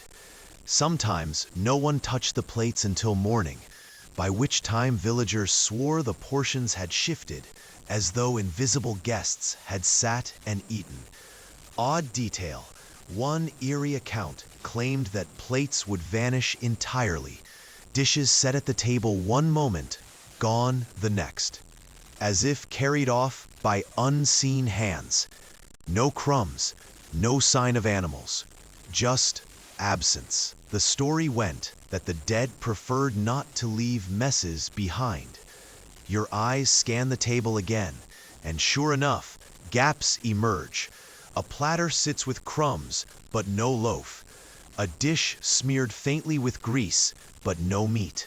A goblet with the faintest ring of wine left at the bottom. You swallow hard. Something has already eaten here. Scholars still argue whether these suppers were simply symbolic offerings for ancestors, or whether villagers truly believed the dead came to dine. You don't need a debate. The empty chair at the table's head, its seat faintly indented, suggests the latter. You hear it then, the faint scrape of cutlery, a fork against a plate. You whip your head toward the sound. Nothing moves, yet a knife lies angled differently than before, the faintest sheen of fat across its blade. The lantern quivers in your hand, its light fluttering. You set it carefully at the table's edge, the flame casting deeper shadows across the dishes. For a moment, it feels as though the shadows lean toward the food, bending with hunger. Quirky belief. Some said if a living person tried to eat at a dumb supper, their soul would be claimed, marked as impatient to join the dead. Others whispered that brides-to-be could hold silent feasts, hoping their future husband's ghostly outline might appear at the table. Romantic? Maybe. Terrifying? Definitely. You edge away from the nearest chair, careful not to brush against it. The wood creaks slightly, as though someone invisible has shifted their weight, leaning closer to the plate. The candle flames along the table flicker once, twice, then dim, as though an unseen breath has blown across them. The silence grows deeper, pressing against your ears. Then, very faintly, the sound of chewing. A crisp bite, like into an apple. The crunch echoes too clearly in the empty space. You don't wait for a second bite. With slow, deliberate steps, you collect your lantern and back away from the clearing. The food remains untouched by your hand, but not untouched, never untouched. Once the trees close in again, the sounds fade. Still, the scent of roasted meat lingers on your clothes, clinging as though the feast is not quite done with you yet. The forest grows denser now, the branches overhead closing like crooked ribs, muffling what little moonlight leaks through. The lantern in your hand sways with each step, casting thin arcs of glow across trunks scarred with moss and lichen. For a while, the silence feels almost safe until the first hoot breaks it. It's low and deliberate, the sound of an owl perched somewhere above. You pause, peering upward into the canopy, but see nothing. Then comes another sound, a harsh croak, deeper, almost guttural. A raven. The two calls overlap, then echo off one another in the damp air, weaving a rhythm that makes your skin crawl. Historical fact, birds, especially owls and ravens, carried heavy superstitions in the 19th century. An owl's call at night was thought to foretell death. A raven circling above could signal misfortune, and even the flight of crows at dusk was read like scripture by those desperate for signs. Rural villagers took these omens seriously, altering travel plans or even locking themselves indoors after a bird's cry. Odd detail. In some places, it was believed that if you plucked a feather from a raven on Halloween night and kept it under your pillow, you'd dream of the exact moment of your own death. The catch? The dream would be so vivid that many never slept again. You tighten your grip on the lantern as the owl hoots again, closer this time. Leaves rustle overhead, and a branch creaks with the weight of something shifting. You imagine sharp talons curling around bark, eyes glowing round and unblinking, following your every move. Scholars still argue whether these associations were born purely of fear, owls as predators in the night, ravens as carrion birds, or whether the link to death and fate was an echo of ancient religious symbolism. Tonight, as the forest air thickens with calls, you lean toward the latter. This doesn't feel natural. This feels orchestrated. A shadow drops low across your path, wings beating in near silence. You duck instinctively as a raven sweeps past, its feathers catching the lantern light for a split second, glistening like oil. It circles once, then lands on a low branch just ahead, cocking its head as though waiting. Another cry follows, this one right above you. You tilt the lantern upward and nearly stumble back. An owl stares down at you, its face pale and round, eyes impossibly black, absorbing every flicker of light. It doesn't blink, it doesn't move, it just stares, a silent sentinel in the branches. The raven croaks once, and the owl hoots in response, as if speaking to each other. The sound sends a shiver straight through your spine. Quirky belief, some villagers thought that birds on Halloween carried souls. The raven might hold the spirit of a thief, the owl the spirit of an unbaptized child. They weren't just animals, they were vessels, messengers, keepers of unfinished stories. The owl tilts its head, a motion both childlike and predatory. A raven flutters closer, landing on the very edge of the path. Together, they watch, their twin gazes heavy, waiting for something. You take a cautious step forward, and both birds stir at once. The raven launches upward with a harsh caw. The owl follows with silent wings, and the two rise into the mist together, their cries blending in eerie counterpoint until the forest swallows them. The silence that follows is deeper than before, but not comforting. More like a pause, like the woods are waiting for the next omen to arrive. You keep walking, your lantern light trembling across the undergrowth, ears straining for another call that, thankfully or not, doesn't come. The forest gradually thins, the air easing just enough for you to breathe without that crushing weight of unseen wings. The path spills into the edge of a village lane again. Narrow, crooked houses with sagging roofs pressed close together, shutters drawn tight against the night. Their silence feels heavier than the four. And yet, something about the windows catches your eye. Small shapes perched neatly on the sills. Shoes. At first, you think they've been left to dry. But no, the way they sit, pairs lined carefully side by side, is too deliberate. Some are children's boots, tiny and worn. Others are stiff leather work shoes, cracked from years of mud.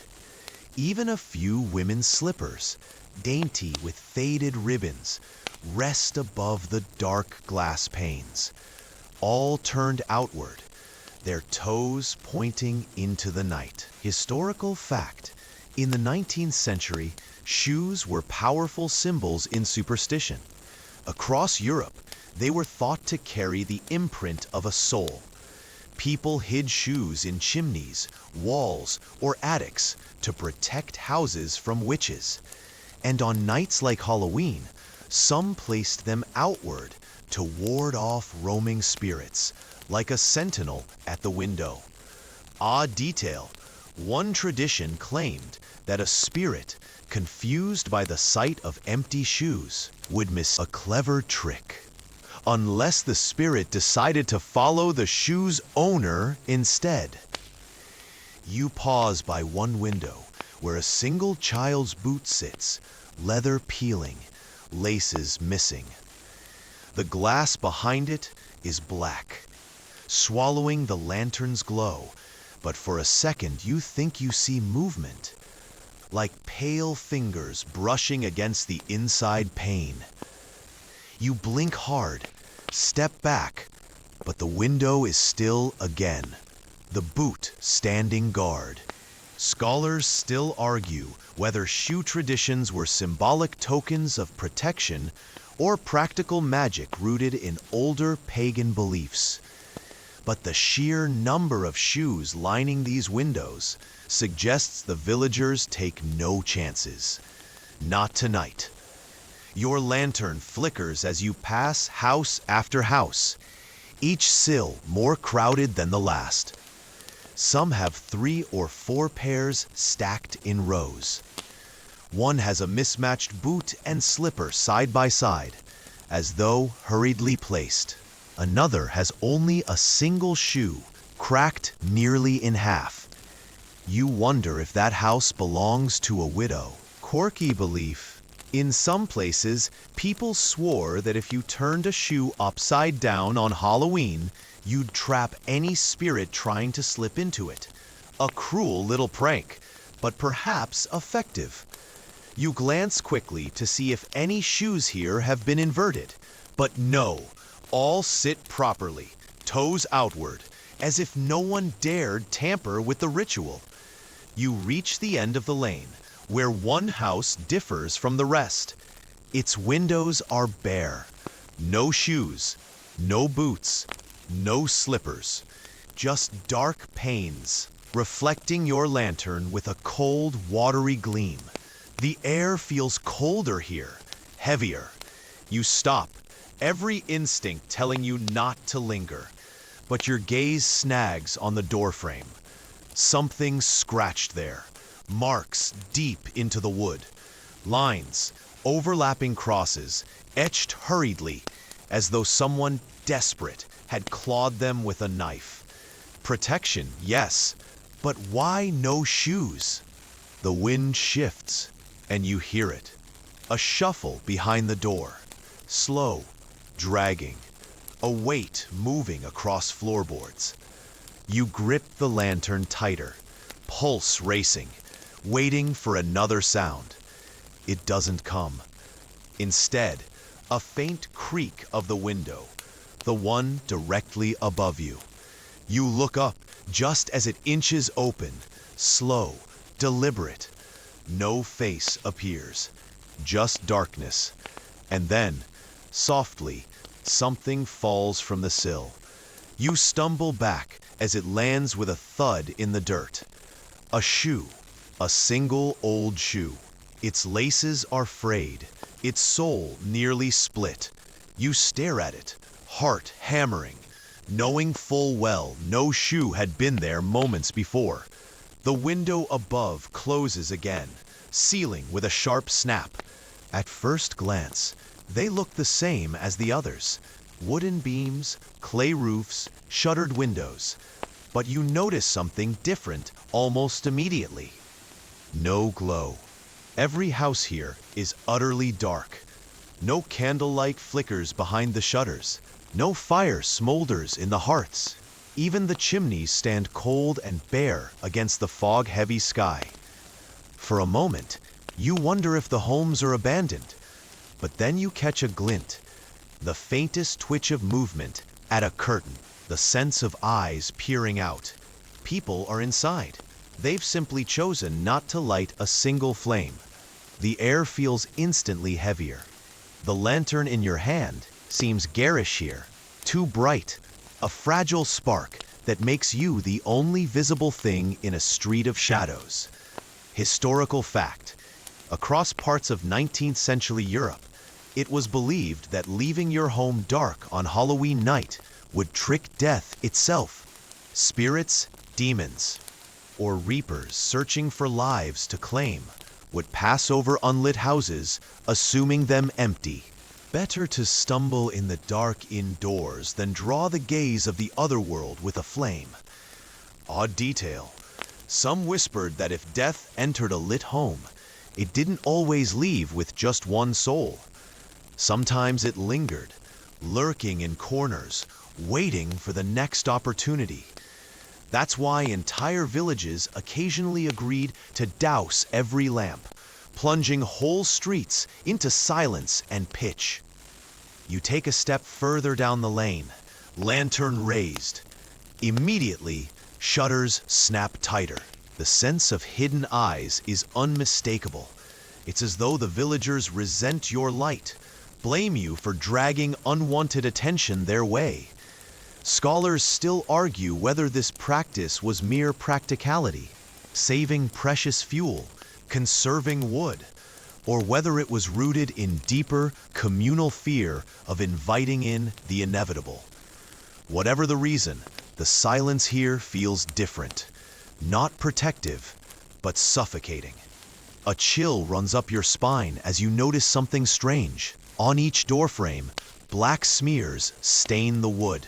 At first you think it's soot, but closer inspection shows it's ash. Thick, greasy streaks painted in crude shapes.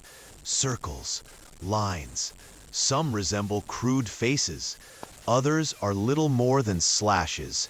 Symbols you don't recognize, but their intent is clear. Protection, warding, a desperate attempt to keep something out or in. Your lantern flame wavers, as though responding to a draft you can't feel.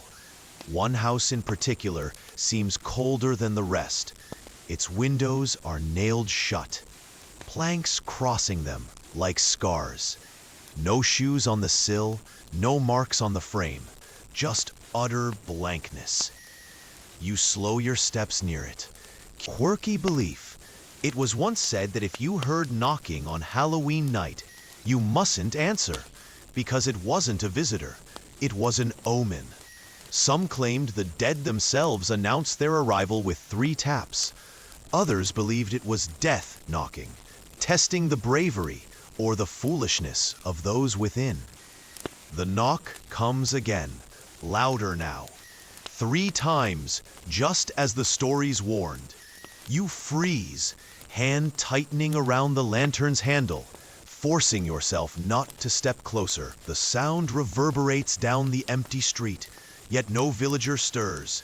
Not a curtain twitches, not a shutter creaks. They've heard it too, and they are doing exactly what you should be doing. Nothing. And yet, you can't help but stare at the door. The knocking stops, replaced by silence. Then, faintly, the sound of footsteps dragging across the floorboards inside. A pause. Then another knock, softer now, on the wood just behind the window planks. You take a sharp breath, force your feet to move, and hurry down the lane, the lantern trembling violently in your grip. You don't look back, not once. Only when the houses fade into the mist behind you does the sound stop echoing in your ears. The lane finally gives way to a small square, the kind that feels like it once held markets or fairs, though tonight it lies deserted under the heavy mist. A few benches lean at odd angles, warped by damp. The lantern in your hand throws tired light across a rough table at the square center. And here, unlike the silent, darkened houses, you find signs of activity. Scattered across the table are dice, small bone cubes, some carved crudely, others polished smooth, their pips catching the light. Around them, coins glint faintly in little piles, as if a game was abandoned mid-round. Chairs circle the table, a few tipped back, one toppled onto the ground entirely. You glance around quickly. No players remain, just the dice, resting as though still waiting to be cast. Historical fact: in the 19th century, gambling on All Hallows' Eve wasn't unusual. In fact, some traditions treated it as more than pastime. It was ritual. People wagered not just coins, but symbolic tokens, believing the results revealed luck for the coming year. Win and prosperity awaited. Lose and hardship, even death, might shadow you. Odd detail: some villages had a specific superstition that the dice on Halloween were watched. Every throw was judged by unseen eyes, and no gambler left the table without being marked. If you cheated, they said, the punishment wasn't losing your coin, it was losing your soul. Your lantern flickers as you step closer. One set of dice lies directly in front of a chair, still upright, as though daring you to sit.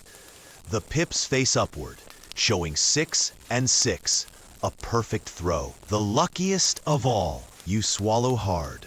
No one would have left that untouched, which means someone or something wasn't playing fair. Scholars still argue whether these Halloween games were just harmless diversions or if people truly believed the outcomes shaped their fates. But looking at the coins, still stacked neatly despite the overturned chairs, you can't help but feel this was no ordinary wager.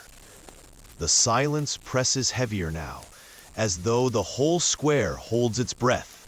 Then, faintly, one die shifts, rolls once, stops with a dull clack against the table. You freeze. The lantern's light makes the single pit gleam like an eye staring back. Quirky belief. It was said that if you threw dice at midnight on Halloween, the spirits themselves might join the game. Some claimed the dice rolled without touch, others that ghostly hands brushed their own, altering fate. Either way, to win against the dead was impossible. The die shifts again, this time without question. It hops once, lands on 3. The coins nearby shiver faintly, like stirred by a breeze that doesn't exist. Your mouth is dry. You back away slowly, unwilling to touch the dice, unwilling even to disturb the coins. Yet as you retreat, a low sound echoes faintly in the square. Not footsteps, not laughter, a murmur, voices, whispering in tones too low to decipher, but layered, like multiple throats speaking at once. It grows louder as you move faster, footsteps scraping against the cobbles. The whispers rise, urging, coaxing, maybe even mocking. One chair creaks as though someone just sat in it. You clutch the lantern tighter and hurry down the nearest lane, refusing to look back at the dice. The voices fade behind you, but one sound lingers, the faint clatter of bones on wood, as if the game has begun again without you. The narrow lane twists downhill, stone slick beneath your boots, until it leads you to a squat house at the edge of the village. Its roof sags like a weary shoulder, and its cellar door leans half open, a mouth yawning into shadow. Your lantern's glow barely touches the steps leading downward, but already the air feels colder, damp with the sour tang of earth. Something about the door unsettles you more than the dice game or the shoes. The wood is different, too new, as though replaced hastily. The iron latch is scratched, gouged, as if it has been forced open more than once. And carved into the frame are strange markings, not neat charms like those on door frames earlier, but jagged spirals and interlocking lines, hurried and desperate. Historical fact: many old European folk tales treated thresholds, doors, windows, even cellars as the weakest points in a home, where spirits could cross. By the 19th century, cellar doors in particular carried darker associations. Basements were where food was stored, but also where bodies sometimes were hidden in times of plague or famine. Odd detail: in certain villages, people whispered of hidden doors in cellars that didn't open to pantries, but to somewhere else entirely. Sometimes discovered by accident, sometimes revealed only on nights like this. A boy fetching apples might never come back. A farmer storing grain might return gray-haired within minutes. You pause at the threshold, lantern trembling in your hand. The air that spills from the dark stairwell is heavier than the night air outside, almost metallic in taste. You should leave. You know you should. And yet the cellar door hangs ajar, like an invitation. Scholars still argue whether such tales of hidden doors were metaphors, warnings about the dangers lurking below, or echoes of ancient myth about passages to other realms. Tonight, staring at those gouged marks around the latch, you suspect they weren't metaphors at all. You step down one creaking stair, then another. The lantern light brushes damp stone walls, shelves lined with jars clouded from within. Roots and vegetables sag in baskets, some rotting, their sweet sour stench filling the air. But it isn't the food that makes your stomach clench. At the far end, barely illuminated, is another door. Smaller than the entrance, narrower, its frame crooked against the wall. It doesn't match the cellar's build. Its wood is darker, warped, its hinges twisted, like they don't belong. And unlike the first door, this one is shut tight. You hold your breath, listening. At first, there's nothing. Then, so faint it could be your imagination, a scraping sound from the other side, slow, deliberate, like something clawing lightly against the wood. Your throat tightens. The lantern flame gutters, shivering. Quirky belief. Some said that if you knocked on a hidden cellar door on Halloween, something would knock back, And if you opened it, well, no one ever told that part of the story, either because no one dared or because no one returned. The scraping pauses. Then, sudden and sharp, 3 knocks thud from the other side. Heavy, deliberate, making the warped door shudder in its frame. Your legs want to flee, but your hand betrays you. Fingers stretching out, grazing the cold iron latch. You yank them back before the urge becomes action. The lantern sputters violently, threatening to go out. You retreat up the steps, never turning your back, until the cellar door slams shut behind you with a force that rattles the frame. You don't remember touching it. Your breath comes ragged, white in the night air. The mist swallows the house behind you as you stumble back to the lane. Every step heavy with the knowledge that some doors are better left unopened. The path pulls you away from the sagging house and its cellar door, bending toward the woods at the edge of the village. You don't realize you've reached the tree line until the lantern's glow brushes bark, crooked, damp trunks rising like black ribs against the night. A thin mist winds among them, trailing like smoke, and the wind dies down as though the branches themselves are swallowing sound. The air here is colder, wetter. Each breath tastes faintly of moss and rain-soaked leaves. The village behind you feels far away already. The silence of the woods stretching wider than the square or the darkened homes. Historical fact: in the 19th century, rural folk often warned their children never to cross into forests after sundown, especially not on All Hallows' Eve. Forests weren't just dangerous because of wild animals. They were liminal spaces, thresholds between the safety of cultivated land and the untamed unknown. And on nights when the veil was thin, the woods weren't thought to be empty. Odd detail, in parts of Britain and Ireland, it was believed that if you listened carefully among the trees on Halloween night, you'd hear voices calling your name. Not loud, not obvious, but whispers woven into the rustle of branches. To answer meant you'd be lost forever, following sound deeper into the woods until you were never seen again. You pause at the first clearing.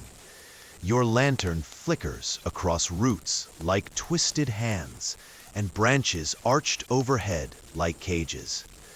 The fog moves strangely here, thick in some places, thin in others, like it's following its own pattern rather than the wind. The woods creak, branches shift, and then you hear it. A voice, soft, familiar, calling your name. You stiffen, the sound running ice down your spine. It's not loud, but it's unmistakable. The voice comes from deeper in the trees, weaving between trunks. Another call follows, this one a whisper, almost kind. Scholars still argue whether such tales were superstitions about predators, warning children not to wander, or whether they sprang from deeper folklore of spirits luring the living into the unseen world. But here, under the breathless canopy, the explanation doesn't matter. The effect is the same. Your pulse races, and you grip the lantern tighter. The voice calls again, softer, closer.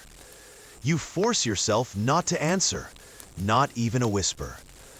Your boots crunch across leaves as you turn back toward the village. Yet the sound of footsteps doesn't match. There's an extra rhythm behind you, faint, dragging. Something walking where no path lies. Quirky belief. Some said that if you heard the woods whisper on Halloween, you must drop a piece of food behind you to distract whatever followed. If it accepted the offering, you'd be safe. If not, The footsteps would never stop until you reached the edge of the trees, or until you stopped entirely. You fumble at your pocket and drop a crust of bread you'd forgotten you carried. It lands softly among leaves. You wait, heart hammering, as the dragging footsteps pause. Silence, then a rustle, low and satisfied, like something crouching just out of sight. Ah, you don't wait to see more. You hurry forward, faster now, every step an effort not to break into a sprint. At last, the trees thin. The mist parts enough for you to see the faint glow of lanterns from the distant village square. The forest sighs behind you, branches creaking like disappointment. Only when you cross the last tree line do you realize your name is still echoing in your ears, soft, persistent, long after the whispers should have faded. The tree line loosens its grip, and you find yourself on a path sloping gently upward. The fog here is thinner, moonlight pressing faintly through it, revealing iron fences ahead. A graveyard waits at the crest of the hill. Rows of leaning stones jutting from the earth like broken teeth, shadows pooling between them. You hesitate at the gate. The iron bars are slick with dew, cold enough that your hand recoils when you touch them. A lantern hangs crooked from the post, unlit as though no villager dares set foot here tonight. The silence is thicker than in the woods, broken only by the faint rattle of chains somewhere deeper inside. Historical fact: in the 19th century, graveyards were often the focus of Halloween rituals. Young people dared each other to run through them at midnight, believing it would either bring courage or curses. Some even brought food or coins to leave on graves. Payment for the dead to rest peacefully another year. You step inside, the gate squealing behind you. Immediately, the air feels different, still, heavy, like it hasn't moved in centuries. Your lantern's glow crawls across names half erased by moss, crosses snapped and toppled, angels with broken wings. Odd detail: in parts of rural Europe, it was believed that if you pressed your ear against a tombstone on Halloween night, you could hear the dead whispering the name of the next villager to die. A gruesome parlor trick, perhaps, but one that made people avoid cemeteries entirely. The sound of chains grows louder as you move deeper among the graves. Not metallic, not crisp, more like iron dragging against stone, slow and steady. It doesn't come from one place but drifts, circling, always just beyond the edge of your lantern. Your boot catches a root, and you stumble forward, nearly falling against a large stone. Its inscription is gone, weathered, blank. Yet your lantern flickers, and for a moment you think you see letters shimmer faintly across its face. Letters spelling something you do not want to read. You pull away quickly, heart hammering, but the grave seems to hum faintly beneath the soil. Scholars still argue whether these tales of noisy graveyards were born from natural sounds, settling earth, nocturnal animals, or whether they came from something villagers truly believed walked between headstones. Whatever the case, tonight, nothing about the noises feels natural. The dragging chain sound halts abruptly. Silence presses in. Then you hear it, a low sigh, almost human, brushing against the back of your neck. You whirl, lantern trembling, but the path behind you is empty. No chain, no figure, just rows of stones and fog curling between them. Yet the sigh lingers, colder than breath, curling close to your ear. Quirky belief: some villagers said you could ward off spirits in a graveyard by turning your coat inside out. Others swore you had to carry a stone in your pocket and toss it behind you at the first sound of chains. Too bad you didn't know that sooner. The sigh comes again, longer this time, and then you hear it. Footsteps scraping in the soil, slow and heavy, circling around. You back away, moving quickly between graves, keeping your lantern high. The light catches something pale on the far side of the cemetery, something moving where the mist thickens. You don't wait to see what. You rush for the gate, boots thudding against the path, chain sounds and whispers growing louder with every step. The iron gate screeches open just as the lantern flame nearly dies. You spill back onto the road, slamming the gate shut behind you. The sounds cut off instantly, leaving only the silence of the hill and your ragged breathing. You don't look back, not even once. The road curves away from the graveyard, sloping gently downward until it straightens beside a weather-beaten barn. The mist here is thin, scattered by a faint breeze, and for a moment you allow yourself to breathe easier. But then your lantern catches on something strange. Perched on the barn's fence is a fiddler. At least that's what it looks like. A tall figure, head bent low, bow sliding across strings. The tune drifts through the air, soft and winding, so sweet it almost makes your chest ache. Not cheerful, not mournful, something in between. The kind of melody that holds you by the heart and won't let go. No one else is here, just the fiddler, playing as though to an unseen crowd. Historical fact: in 19th century folklore across Europe, there were countless tales of traveling musicians, fiddlers, pipers, drummers, who appeared suddenly at crossroads or village greens. Many stories suggested they weren't human at all, but emissaries of the unseen, sent to lure listeners into dances that never ended. Odd detail: it was said that if you tried to join the music, the tune would twist. Those who danced might spin themselves into exhaustion, collapsing dead without realizing they had been circling for hours. The musician, of course, always vanished before dawn. The fiddler doesn't look up, doesn't speak, just keeps playing, bow drawing out notes that feel too smooth, too perfect, almost too practiced. You feel your feet shift forward, unbidden, just a step, then another. The music is soft but insistent, weaving around you like invisible thread. You realize too late you're leaning toward it, lantern bobbing in your grip, as if some part of you longs to step into that melody and never leave. Scholars still argue whether these tales symbolized fear of outsiders, wandering players who unsettled quiet rural life, or whether they carried older echoes of myth, where music was considered a literal bridge between worlds. Tonight, with each note wrapping tighter, you're not sure which explanation comforts you more. The fiddler's bow scrapes high across the string, a sound sharp enough to snap you awake. You stagger back, blinking, realizing you've nearly reached the fence. The figure lifts its head slowly, but the lantern's glow reveals no face, just darkness beneath the brim of a wide, sagging hat. Quirky belief: some said the only way to break free of enchanted music was to cover your ears and whistle a tune of your own.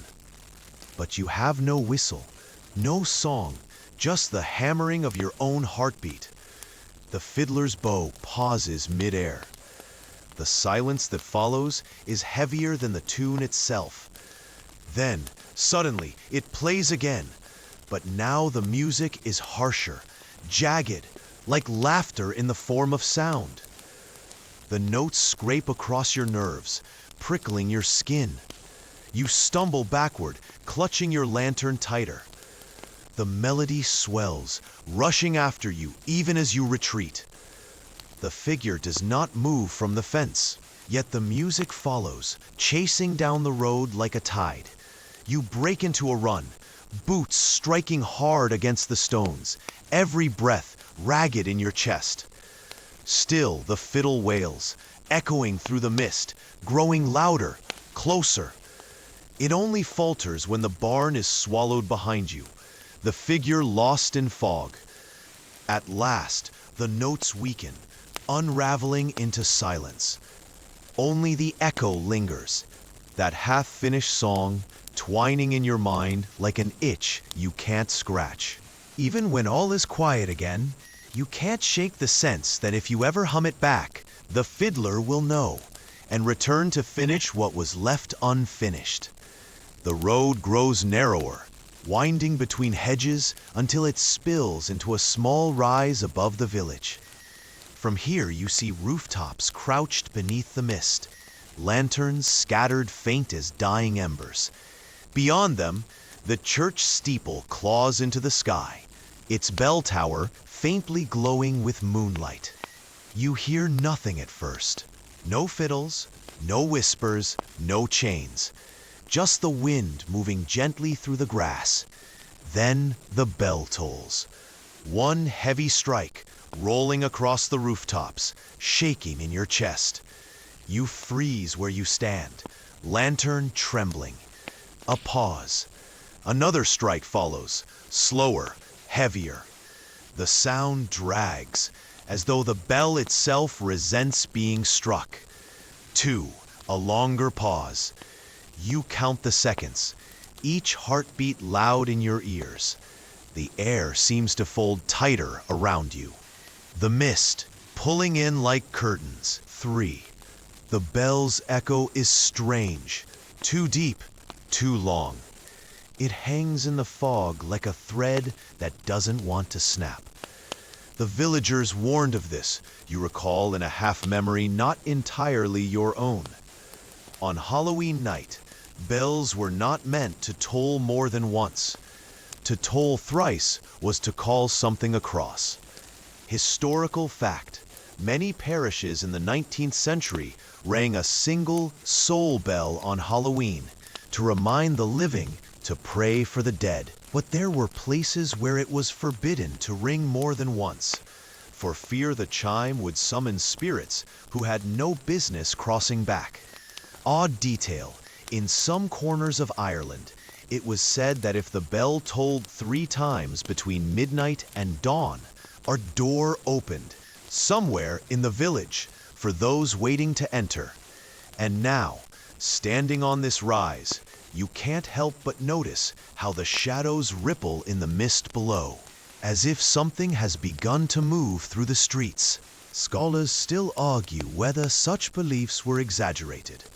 Bells were tools of order, not portals. Yet they admit that villages shaped entire customs around their sound, timing harvests and burials alike. Tonight, though, the sound doesn't feel orderly. It feels like invitation. The silence that follows the third toll is worse than the sound itself. Thick, expectant. Your lantern flame gutters, shrinking low as if it too is waiting for what comes next. Quirky belief. They said if you heard the third toll, you must cover your eyes and never look back until sunrise. Because if you did, you'd see who was walking with you, and that knowledge would be the end of you. The path before you stretches toward the heart of the village, where fog moves unnaturally, twisting as though stirred by many invisible feet. You don't need to see faces to know the square is filling with them. Lanterns flare in windows, not lit by hands. Shutters rattle without wind. The bell above falls silent, but its echo lingers, low and constant, as if vibrating in your very bones. You clutch the lantern closer. Your instincts beg you to look, to confirm what stirs below. But your memory of every whispered superstition tonight stops you cold. Instead, you squeeze your eyes shut, forcing your steps forward into the mist, refusing to let curiosity claim you. Behind you, footsteps rise. Not one set, not two, but many. Dozens, hundreds perhaps. Some quick, some dragging, some too light, others too heavy. They follow in rhythm with your own, sometimes matching, sometimes pausing when you pause. Always just behind. You keep walking, lantern low, vision blurred by the fog and the darkness behind your eyelids. The weight of the unseen presses close, and then, faintly, from somewhere deep in the village square, the dice clatter again. And now, you're out of the village. The cobbled streets, the flickering lanterns, the whispers in the woods, they all dissolve behind you, swallowed by the fog.